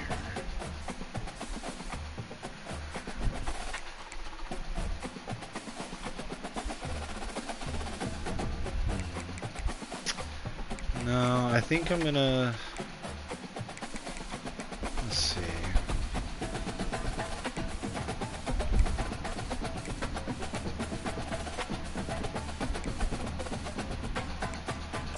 I mean, he can go to tight end. John Johnson can go to tight end. What was Jeffrey again? Jeffrey could go to tight end, right? Yeah, I mean, he's as good of a tight end as he is a fullback or a wide receiver, so we'll send him to tight end. And then we will, let's see, so I like to keep 6 active receivers. So it looks like Wiggins, German, Nestor are all going to be starters. Neighbors, Cobb, and Johnson will all be active. And the rest of these guys will redshirt. I may end up having a couple, let's see. I may end up actually encouraging Jeffrey to leave. Or not Jeffrey, but maybe Miranda, because he's the slowest out of all of them. Alright. For my offensive line, I like pass protectors on the outside, agile on left guard, power or agile on center. I can go pass protector left guard as well, and I like agile or power on my center and right guard.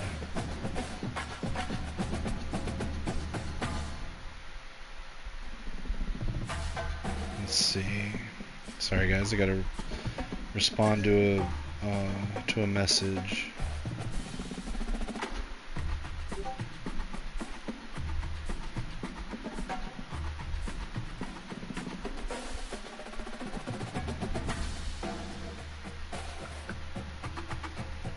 Actually, I need to plug my phone in so it doesn't go dead.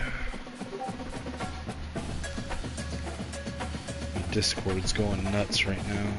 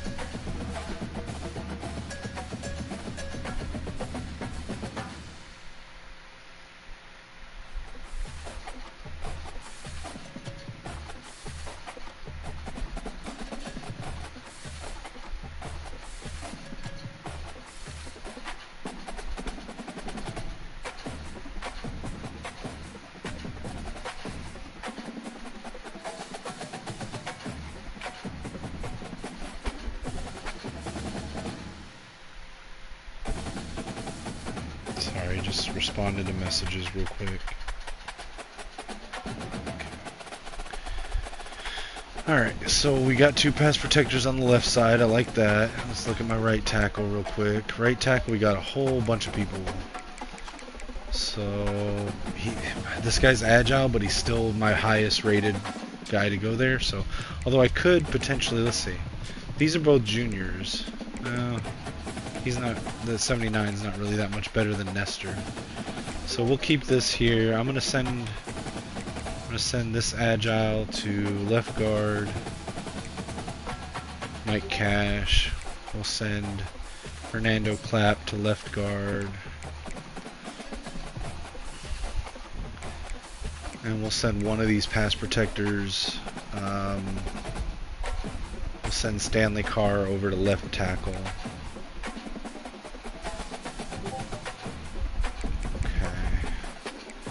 At left guard, we've got Quentin Wolf, sophomore, Joey Bush, freshman, and we got Mike Cash and Fernando Clapp.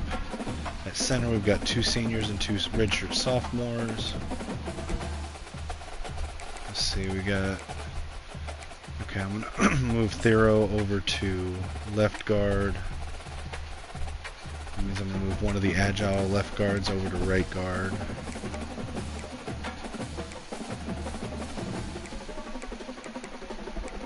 We'll move Clapp over to right guard.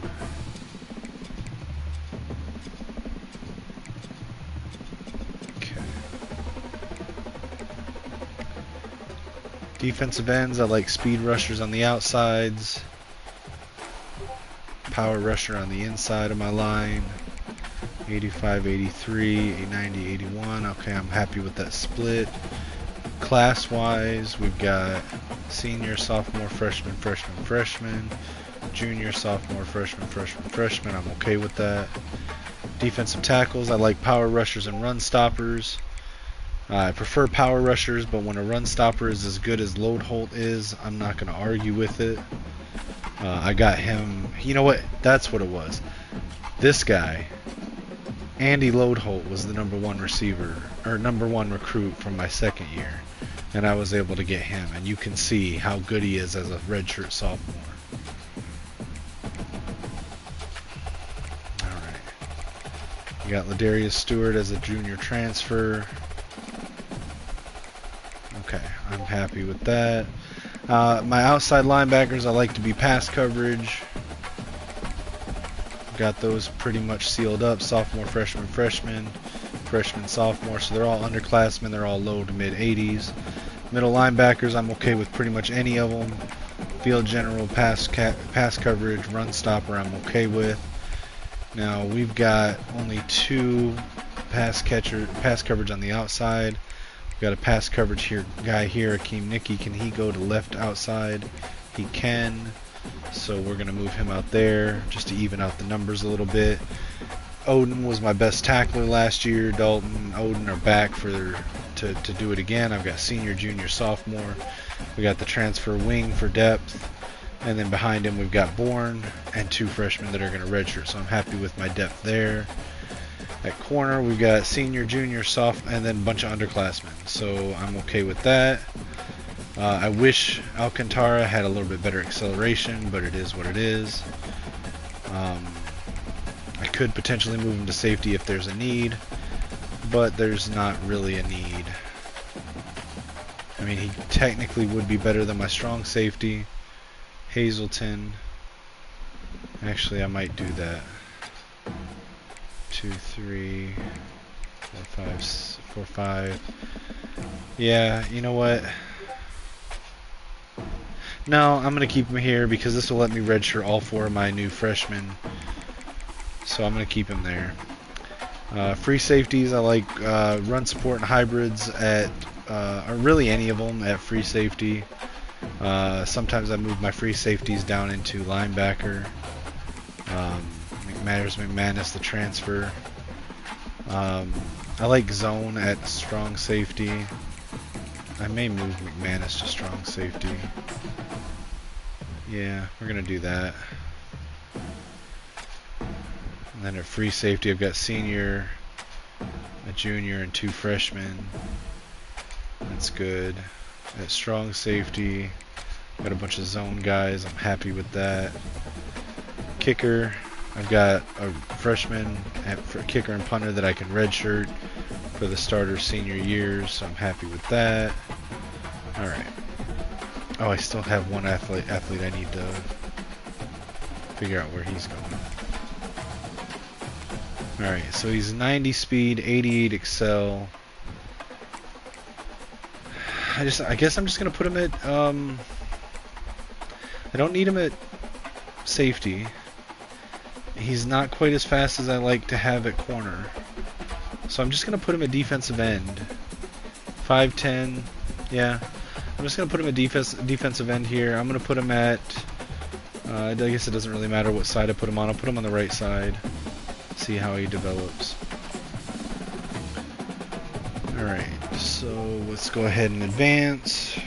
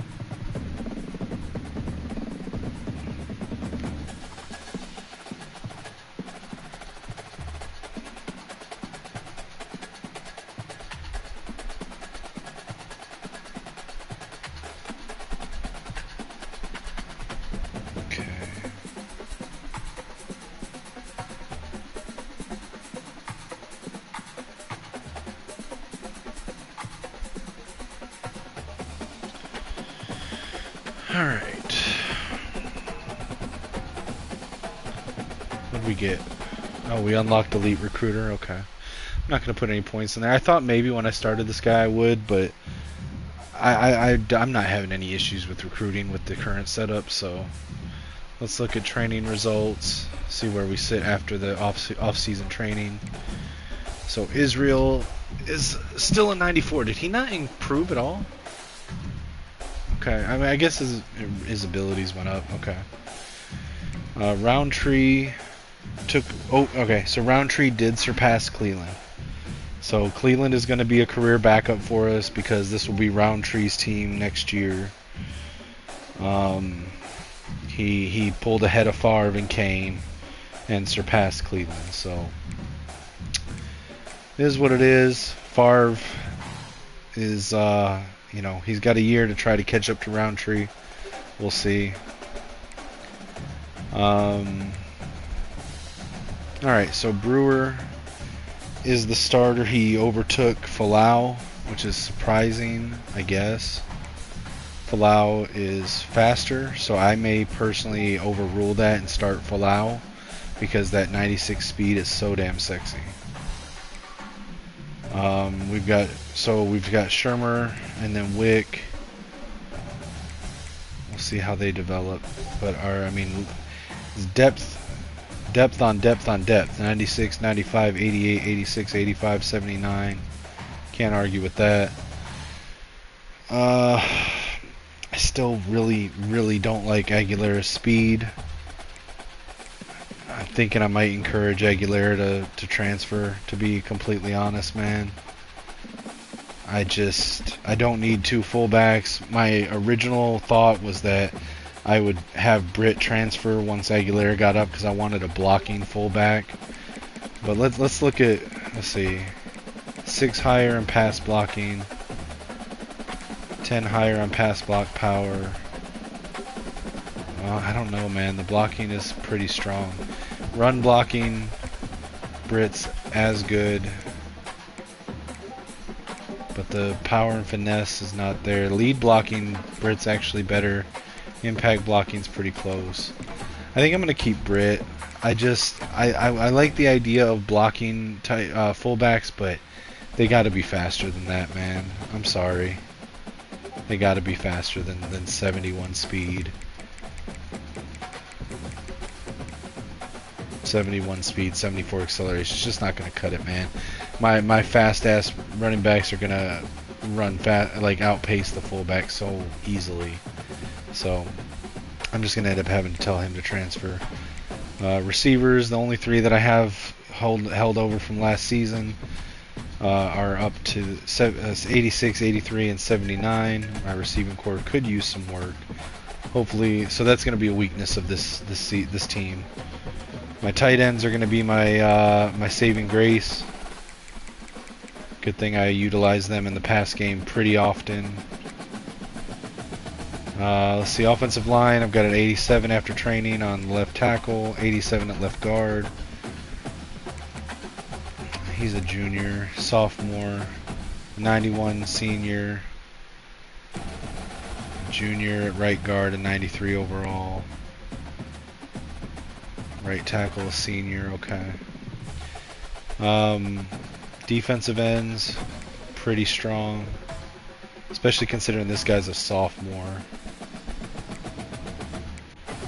Defensive tackles, Load Holt, man, 92 overall, sophomore. This guy's a beast. Alright, PJ Tiffin at left outside linebacker went up to a 90. That's fucking good. Man, my linebackers killed it in training. Wow. Because they were all low to mid 80s. Tiffin hit 90.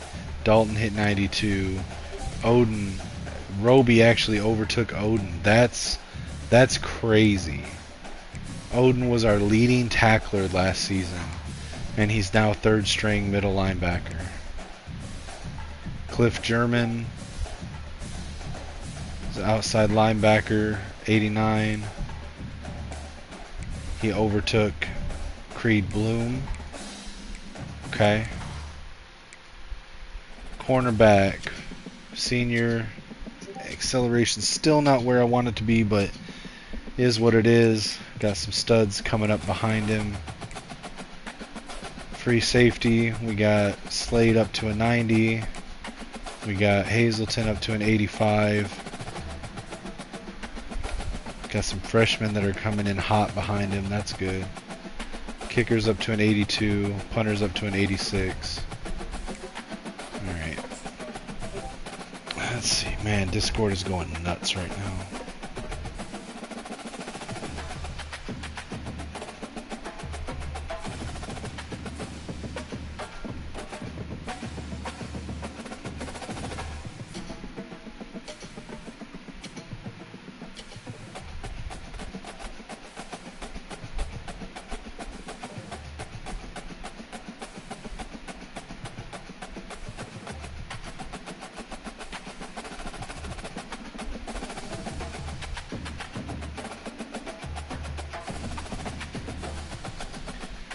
Alright.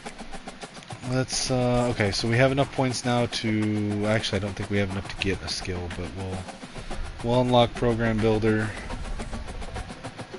We will, yeah, we don't have enough to get a skill, so that's fine.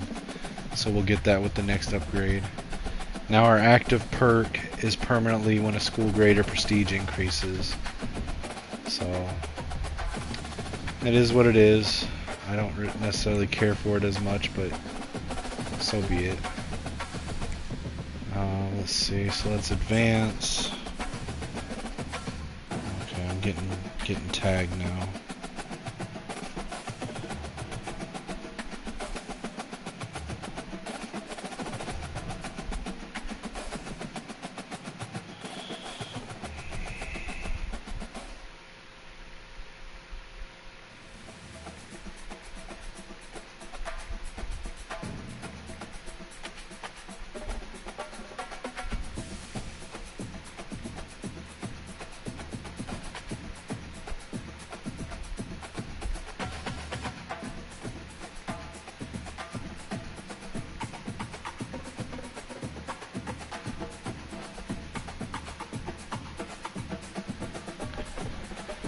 Alright, let's see. So let's encourage some transfers. I'm gonna have to let more than I want to go here. Alright.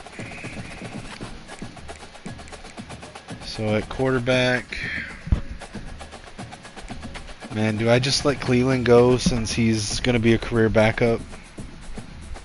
I think that's the move. I think Favre and Kane are coming in too hot behind him. I think I just, yeah. Tell Cleveland, man, go find some place you can start this year. And then do I let Kane go as well? He's not, his acceleration is killer, but his speed isn't that great. I mean, compared to Favre, let's see, Favre's got got more abilities. I think I'm gonna tell Kane to move on. It's gonna be Roundtree's team next year. Favre's in the same class. I think he's gonna hold on to that backup spot pretty strong. So I think Kane. I'm gonna tell Kane to go ahead and transfer as well. Let's see, at running back. So we got. I'm probably gonna put Falau still as the starter. Brewer will be the backup and be the incumbent starter for next year. Shermer sitting behind him, third string. I like that. Then we've got 3 different redshirt freshmen. Probably should have 2 of them transfer. Sheed being the slowest. Sheed and Earl, I think. I'm going to have them transfer. I'm not having Wick transfer, so yeah. Sheed and Earl, I think, are the ones I'm going to have transfer. So, sorry guys. Alright, I'm going to have Aguilera transfer. I've already been over that. Receiver-wise, can't really have anyone transfer. Tight ends. Okay, so let's look at this. So, LeCouture and Waylon are leaving after this season for sure. Waylon is now 4th on the depth chart and barely better than Miranda. Miranda's slower though, so how does he compare to Donahue though? Donahue is faster. No, he's faster speed, but his acceleration's not great either. So I'm definitely going to have Miranda transfer. Jeffrey's a redshirt freshman. Speed and Excel are slower speed, but not by much. Faster Excel than Donahue. I think I'm going to have Donahue leave. And then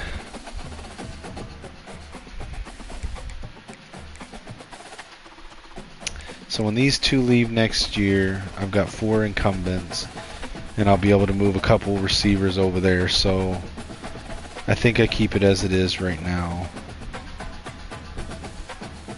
Okay.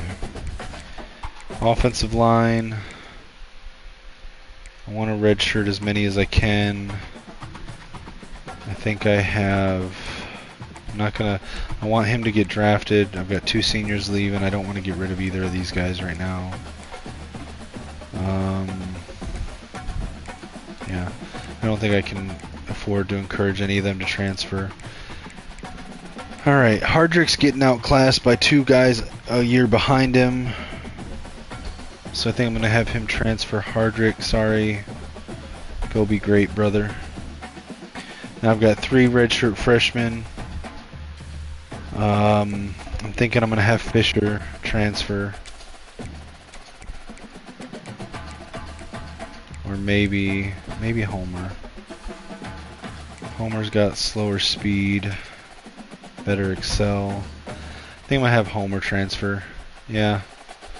Because his abilities, he's got the weakest abilities out of all of them. So we're gonna, yeah. Sorry, Homer. Alright, D-tackle. I've got a senior leaving this year. I've got 5 incumbents. Irving is being the weakest of them. Ruben will be coming off of his redshirt year. I could potentially redshirt Stewart. I could redshirt Stewart and get an extra year out of him as well. I think I might do that. So I'm going to keep these ones then, so I can redshirt Stewart. Alright, so Tolson has been overtaken by Aldridge. Got 2 freshmen behind him.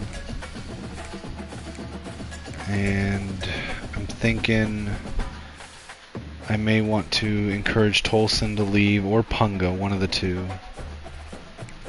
I mean, there's just such a big difference between. Okay, so if I encourage Punga, then next season I'll have Tolson as a redshirt senior, Aldridge as a redshirt junior, Cluey as a redshirt sophomore, and I'll have both of these as a redshirt freshman. So I'm gonna encourage Punga to go ahead and transfer. I could, if I need to, encourage Tolson as well. I'm comfortable letting Cluey be the main backup there, but we'll see. Alright, left outside linebacker. I'm gonna keep that as it is. Man, I don't wanna have Odin transfer. He was my leading tackler, man. But he's being surpassed by Roby. And I'm not going to force him over Roby. I can redshirt wing for a year for depth, unless playing time, yeah. So I can redshirt wing for depth. I'm going to redshirt both of these guys. I don't want to get rid of Bourne because I've got this guy leaving next year.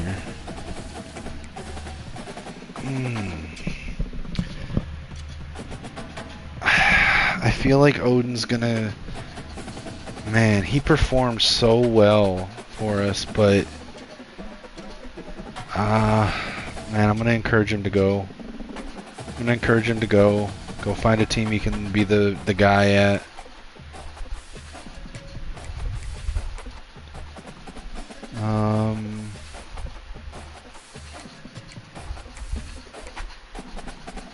None of these guys are great, but they're all underclassmen. don't want to encourage any of them to leave if I don't have to. I'm not going to encourage any of these guys to leave because I want to redshirt all of them.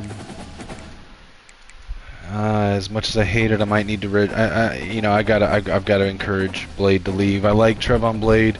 He was one of my first recruits, but he's a junior. He's a 75 overall. He's not going to get much better. This redshirt freshman's going to surpass him next season. He's not going to start at any point. Liggins is going to be ahead of him for the next 2 years, so have fun, Blade. Strong safety, I've got McManus and Hazleton. I don't need 3 redshirt freshmen, so I'm going to encourage both of these, I think, to transfer. I've still got to have 6 more transfer. Man, this is tough. Okay. Oh, what do I do? What do I do? What do I do?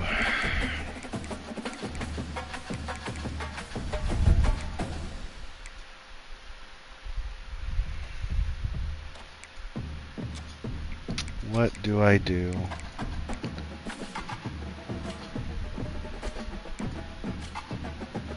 I think I've got to encourage Waylon to transfer, or Jeffrey. But if I encourage Jeffrey, that's going to leave me with only 3, although I'll be able to send some of the receivers over, so yeah, Jeffrey, I'm just going to have Jeffrey go. Let's see.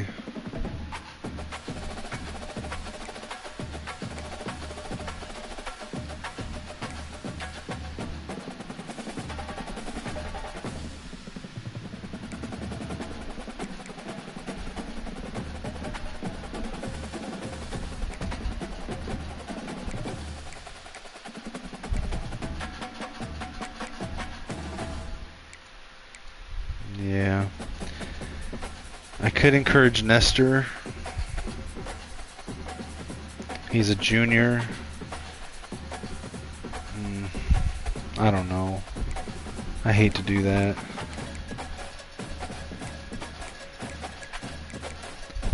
I think I'm going to have to encourage Irving to leave.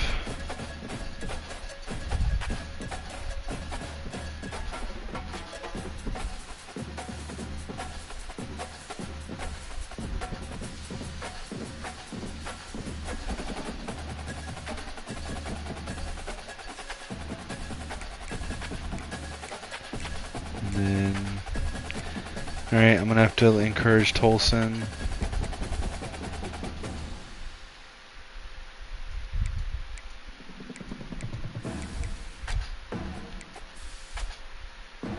Do I encourage Bourne to leave? Yeah, I think I'm going to have to. And I just won't, I won't redshirt Wing.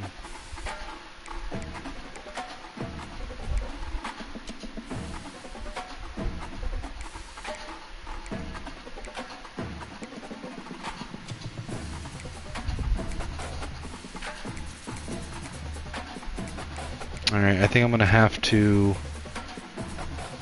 encourage Gunn to leave, and I'll just have, I'll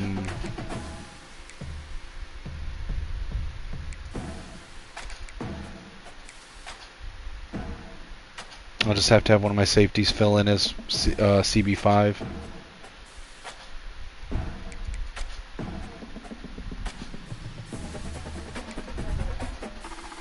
Still got to get rid of one somewhere.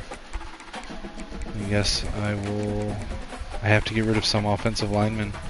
I've got too many. So I guess I will get rid of this one. Wait. I think there's a right guard that's a 74. No.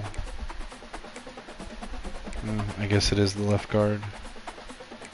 Yep. Okay. Sorry, Bush. Cuts had to be made, my friend.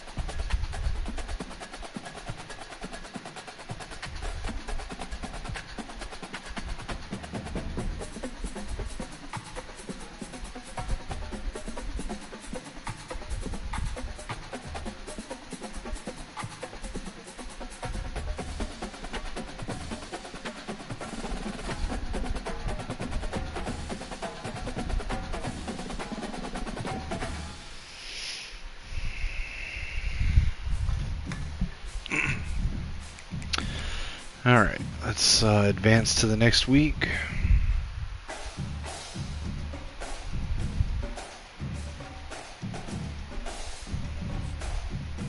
Alright, guys, I'm gonna hop onto a voice call with some of my friends that are in the league. You may not be able to hear their voices. If you hear me talking to them, that's who it is. But I'm being asked to jump on, and I don't want to end my stream, so I'm just gonna do both at the same time.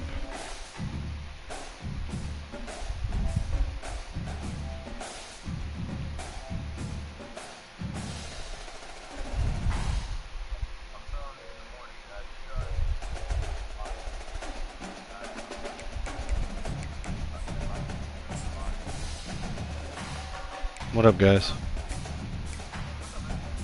Nothing, just streaming CFB right now. I finally got my Twitch linked to the system, so.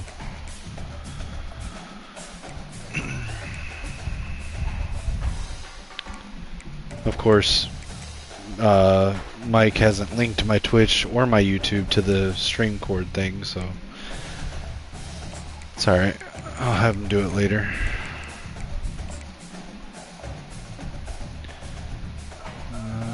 Let's see.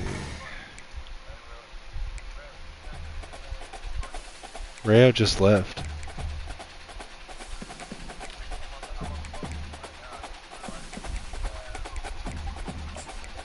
I got you. Giving myself some easier opponents here on my custom schedules. What up, Rayo?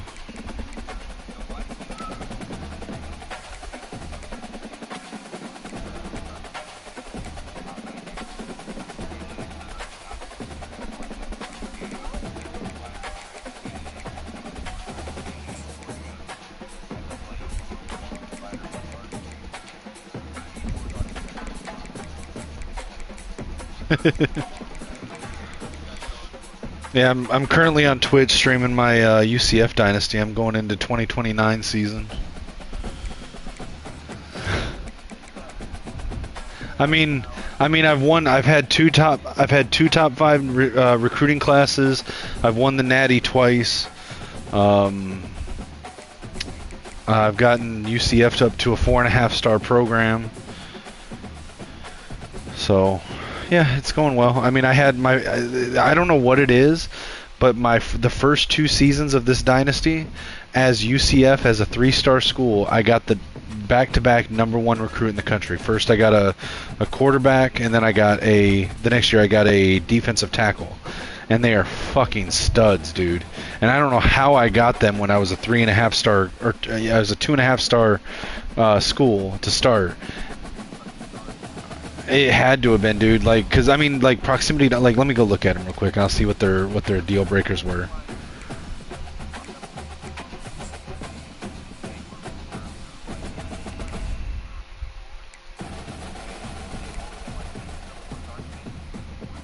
Yeah. So my first recruiting class are seniors now. And so the #1 recruit that year in 2024 is a redshirt senior now in 2029, and he's a 94 overall quarterback, field general, with sleight of hand, step up, resistance, and pull down, and then for mental abilities, headstrong, field general, and the natural. Do what? Well, no, I redshirted him as a freshman, but he's a redshirt senior. But he's a 94 overall, and he was the #1 recruit that year in 2024. His deal breaker is coach prestige, and he's from Naples, Florida, and I'm Central Florida. And then the defensive tackle I got the next year, Andy Lodehold, was deal breaker proximity to home, which I had A+ on, and he's from Bradenton, Florida. So that, yeah, but it just stars aligned that I got them, and then in my 3rd year won the Natty, 4th year won the Natty. So I think I played 2 or 3 season games the first year against easy teams just to test out the roster, and I played the bowl game. The second year, I think I played 1 or 2 games in the season, and then I played the bowl game. The third year, I played 1 or 2 games, and the conference game, and then the playoff games. The next year, I think I only played the playoff games. And then this last season, I played 1 game and then the bowl game. But like my team right now is 4.5 star prestige, and 90 overall, 90 offense, 90 defense.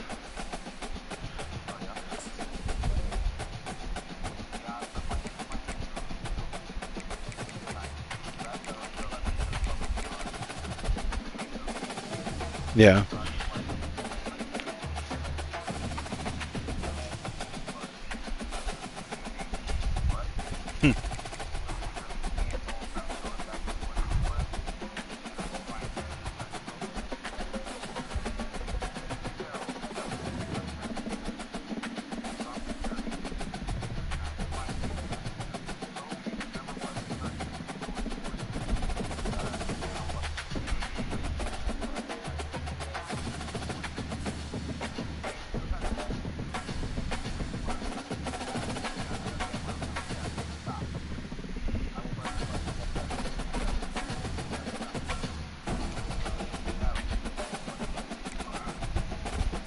Are you okay, AJ?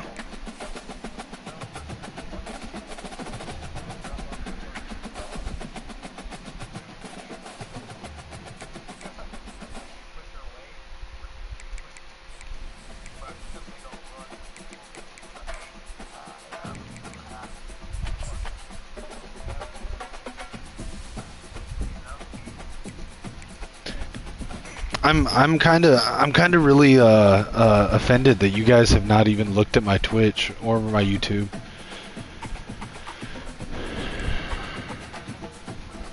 Dude, go to Twitch, search my name. I use the same fucking name on every fucking platform.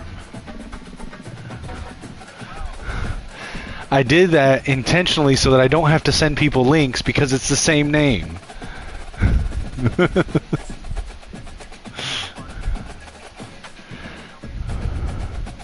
But I did link my my Twitch in the content creator channel earlier.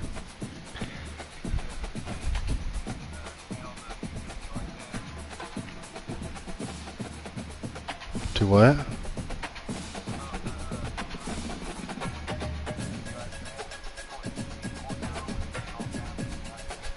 Oh, I can't do that right now, dude. I'm on stream.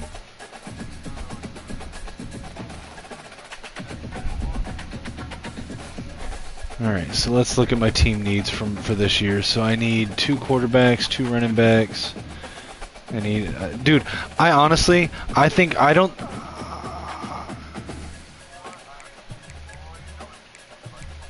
Well, hear me out on this. I'm not... When I build my... When I do my coach builds from now on, in the recruiter tree, I'm not putting any points in the running back, fullback, or in the linebacker. So hear me out. So I just recruit the shit out of fucking receivers every year because there's a ton of receivers, right? The really short receivers, the ones that are like 5'10" and under but are really fast, they're my running backs. The receivers that are a little bit slower, like high 80s, low 90s speeds and acceleration, but they're 6'2" to 6'5", tight ends. So I literally don't, because the wide receiver, and then if I want a fullback, I just recruit a blocking tight end and move him to fullback. So then I put the points into wide receiver, tight end, and that covers all 3 positions. Same thing for linebacker. When I go linebacker, I've gotten to the point because with my 4-2-5 defense, I like to have run stoppers, middle linebackers, and pass. And pass. Well, hear me out. And pass coverage linebackers. So when I end up with too many run stopper D tackles, I just look for the ones that are the lightest in weight and the fastest in speed. Move one or two back to middle linebacker, and outside of that, I just recruit the fuck out of safeties because there's always good safeties. And I move the safeties down to linebackers because they're all like pass coverage linebackers, and then if I'm running thin on safeties because I'm moving them down to linebacker, I just move corners over to safety. So like it cuts down on me having to put points into running back, fullback, and into linebackers.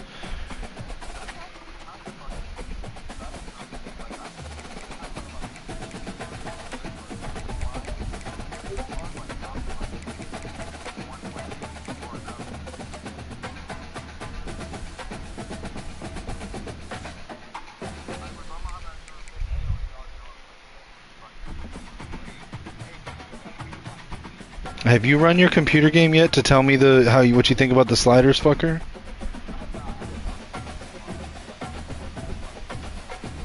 I still need to know your thoughts. I need you to do it soon because you need to be able to fresh in your mind compare it to playing against me when we played yesterday, and tell me how the sliders feel that way.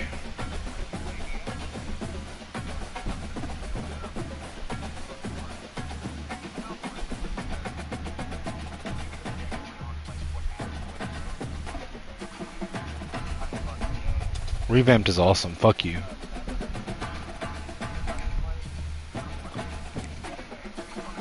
But the same sliders? Okay. But I also need to know what you feel about the sliders against computer though.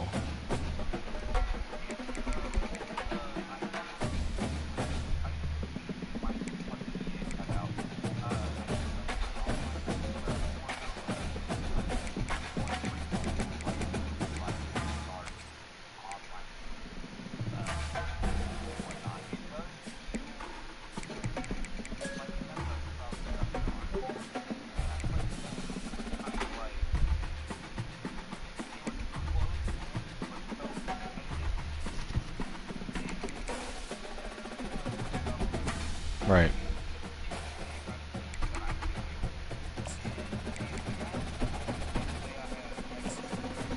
Right.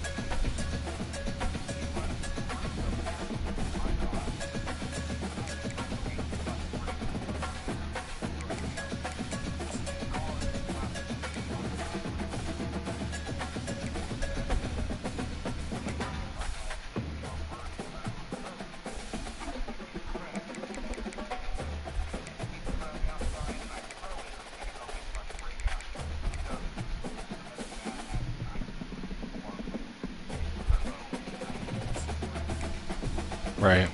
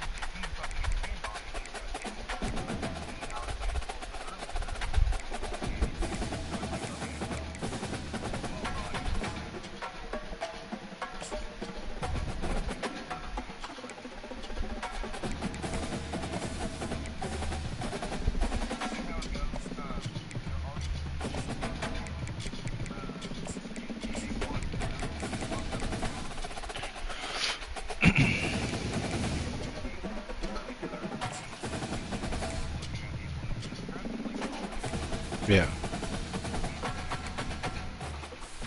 I mean, the other option is I could experiment on All-American, but turning the sliders down. But I feel like that dumbs the computer down.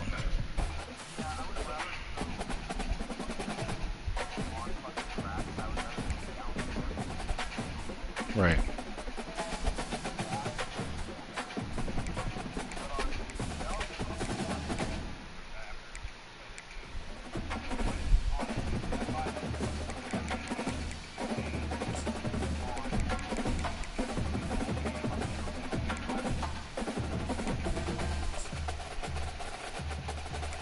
Sounds like you should play more on PS5.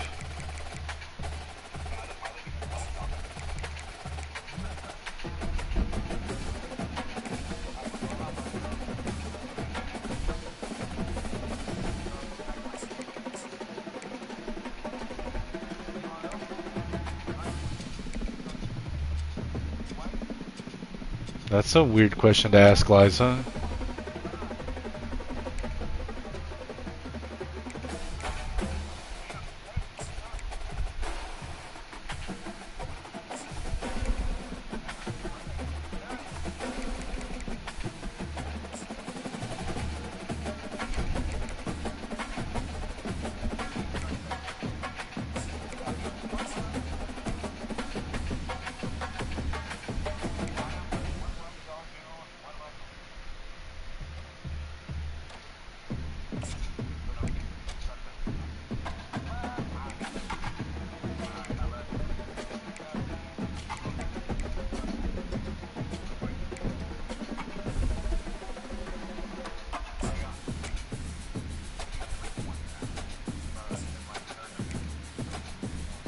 Right?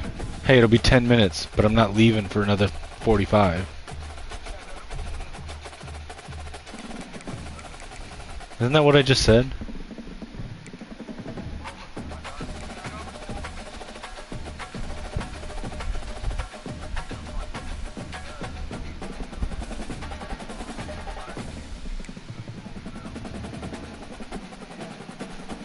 The fuck did you just say, Rayo?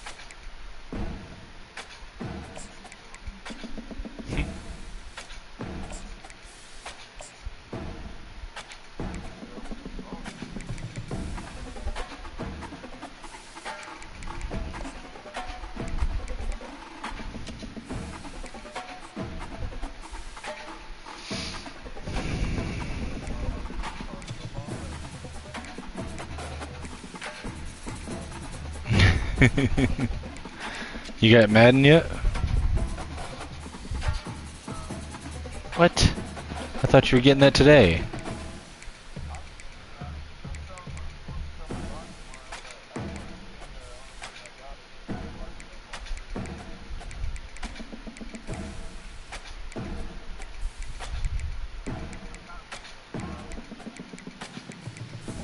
Well, damn.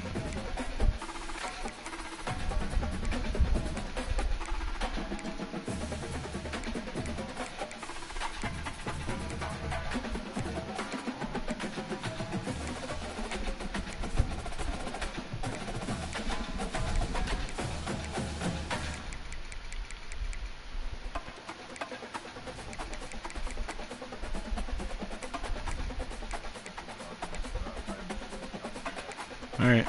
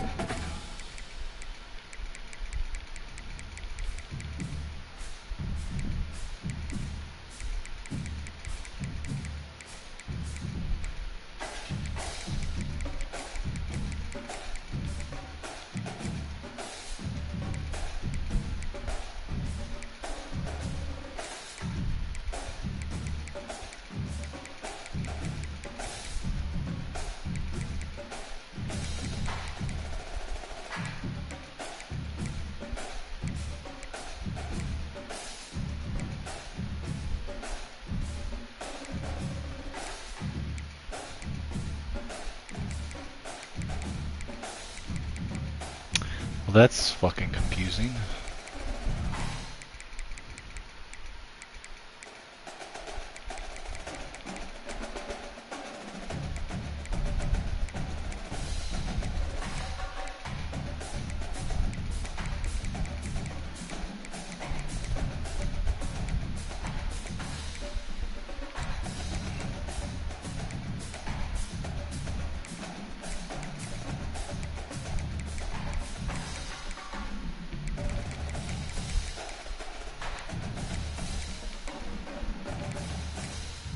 So this is confusing. On my recruiting board, I've got a guy named... Okay, so if I told you I got a guy named Rashid, would you say that? Would you think that was a black guy or a white guy or what? Yeah. Okay. So I've got Roland Rashid, who's a white guy with blonde hair, and then I've got Reggie Rashid, who's apparently a Mexican.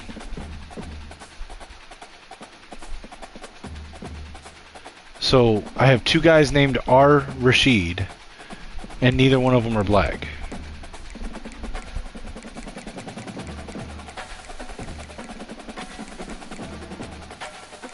Like, that's fucking confusing.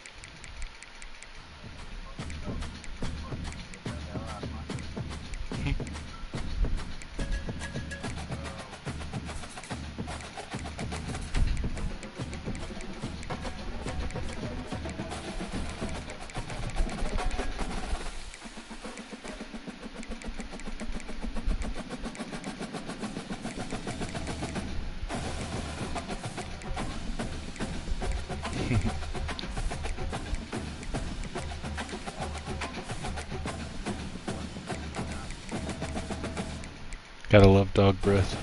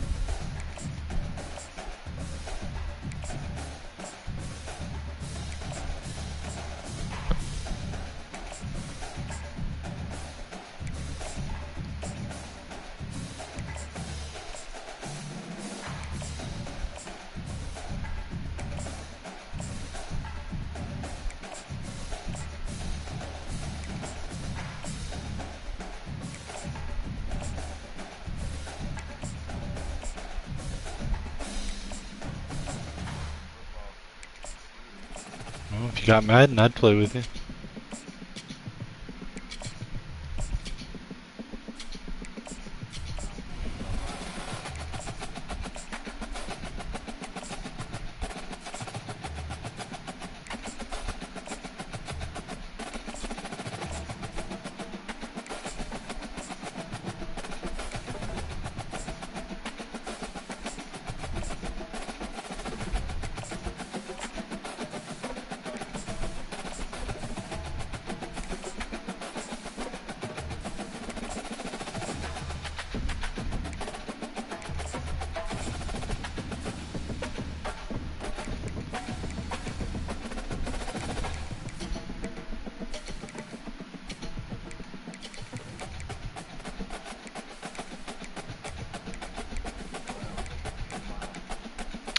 That'll be cool.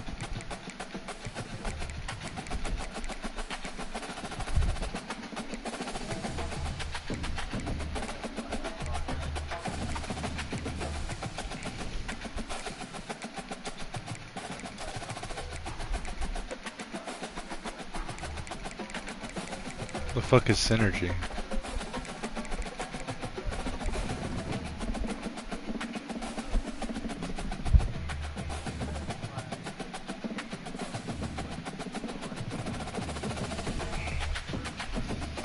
No, but it sounds like Dave and Buster's.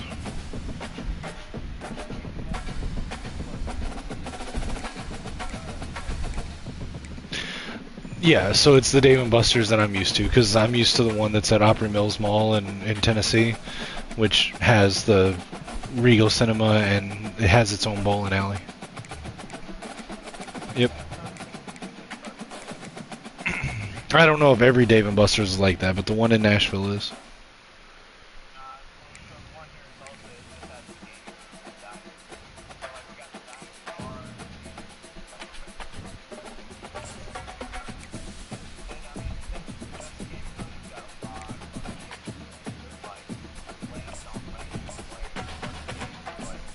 Right.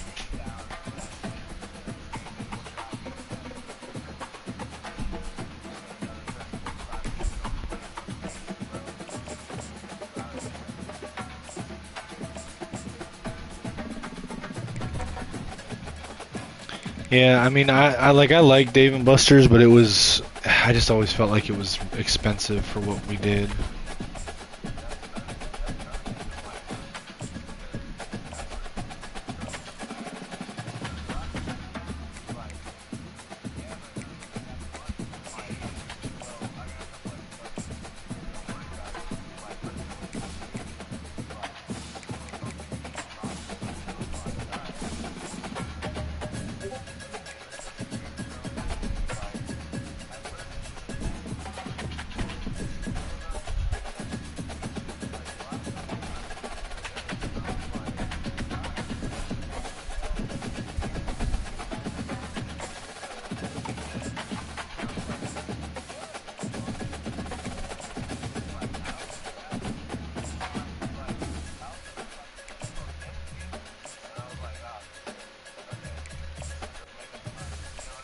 Yeah.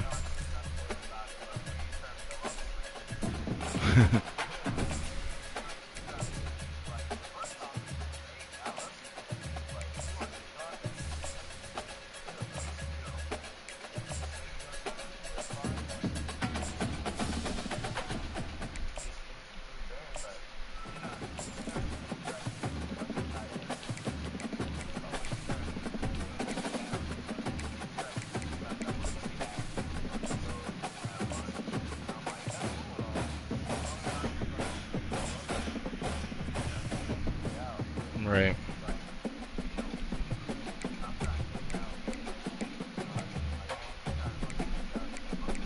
Right. There's too many. That's one of my problems with dating, dude. Is too many women that'll agree to go out with guys that they don't actually have interest in being more with, but just to go out and get the free food and get the free games or whatever. Yeah.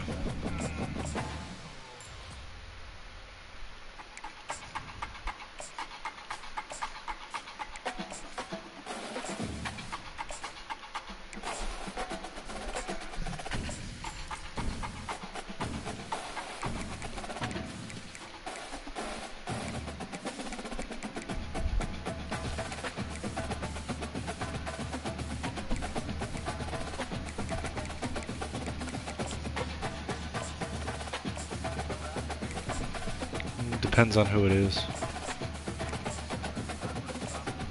No.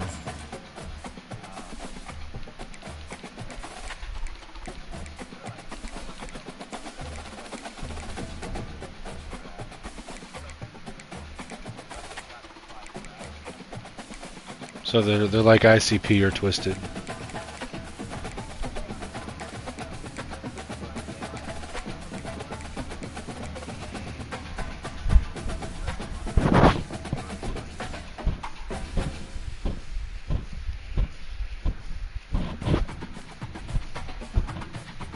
That's cool. I mean, I don't know if it'd be my type of music, but like, I mean, I respect it.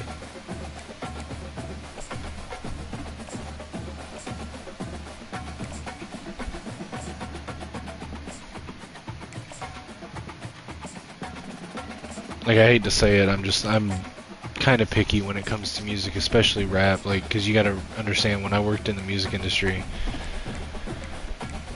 dude, I can't tell you how often I had people coming up trying to give me mixtapes to get to people, or trying to get me to listen to their SoundCloud, and I'm like, no, after a while, it's just like, bruh. Well, I mean, because everyone's talking the same shit, dude. There's like 6 styles, and like no one, and not no one, but most just aren't original, and it's not like I don't want to spend another hour listening to the same shit.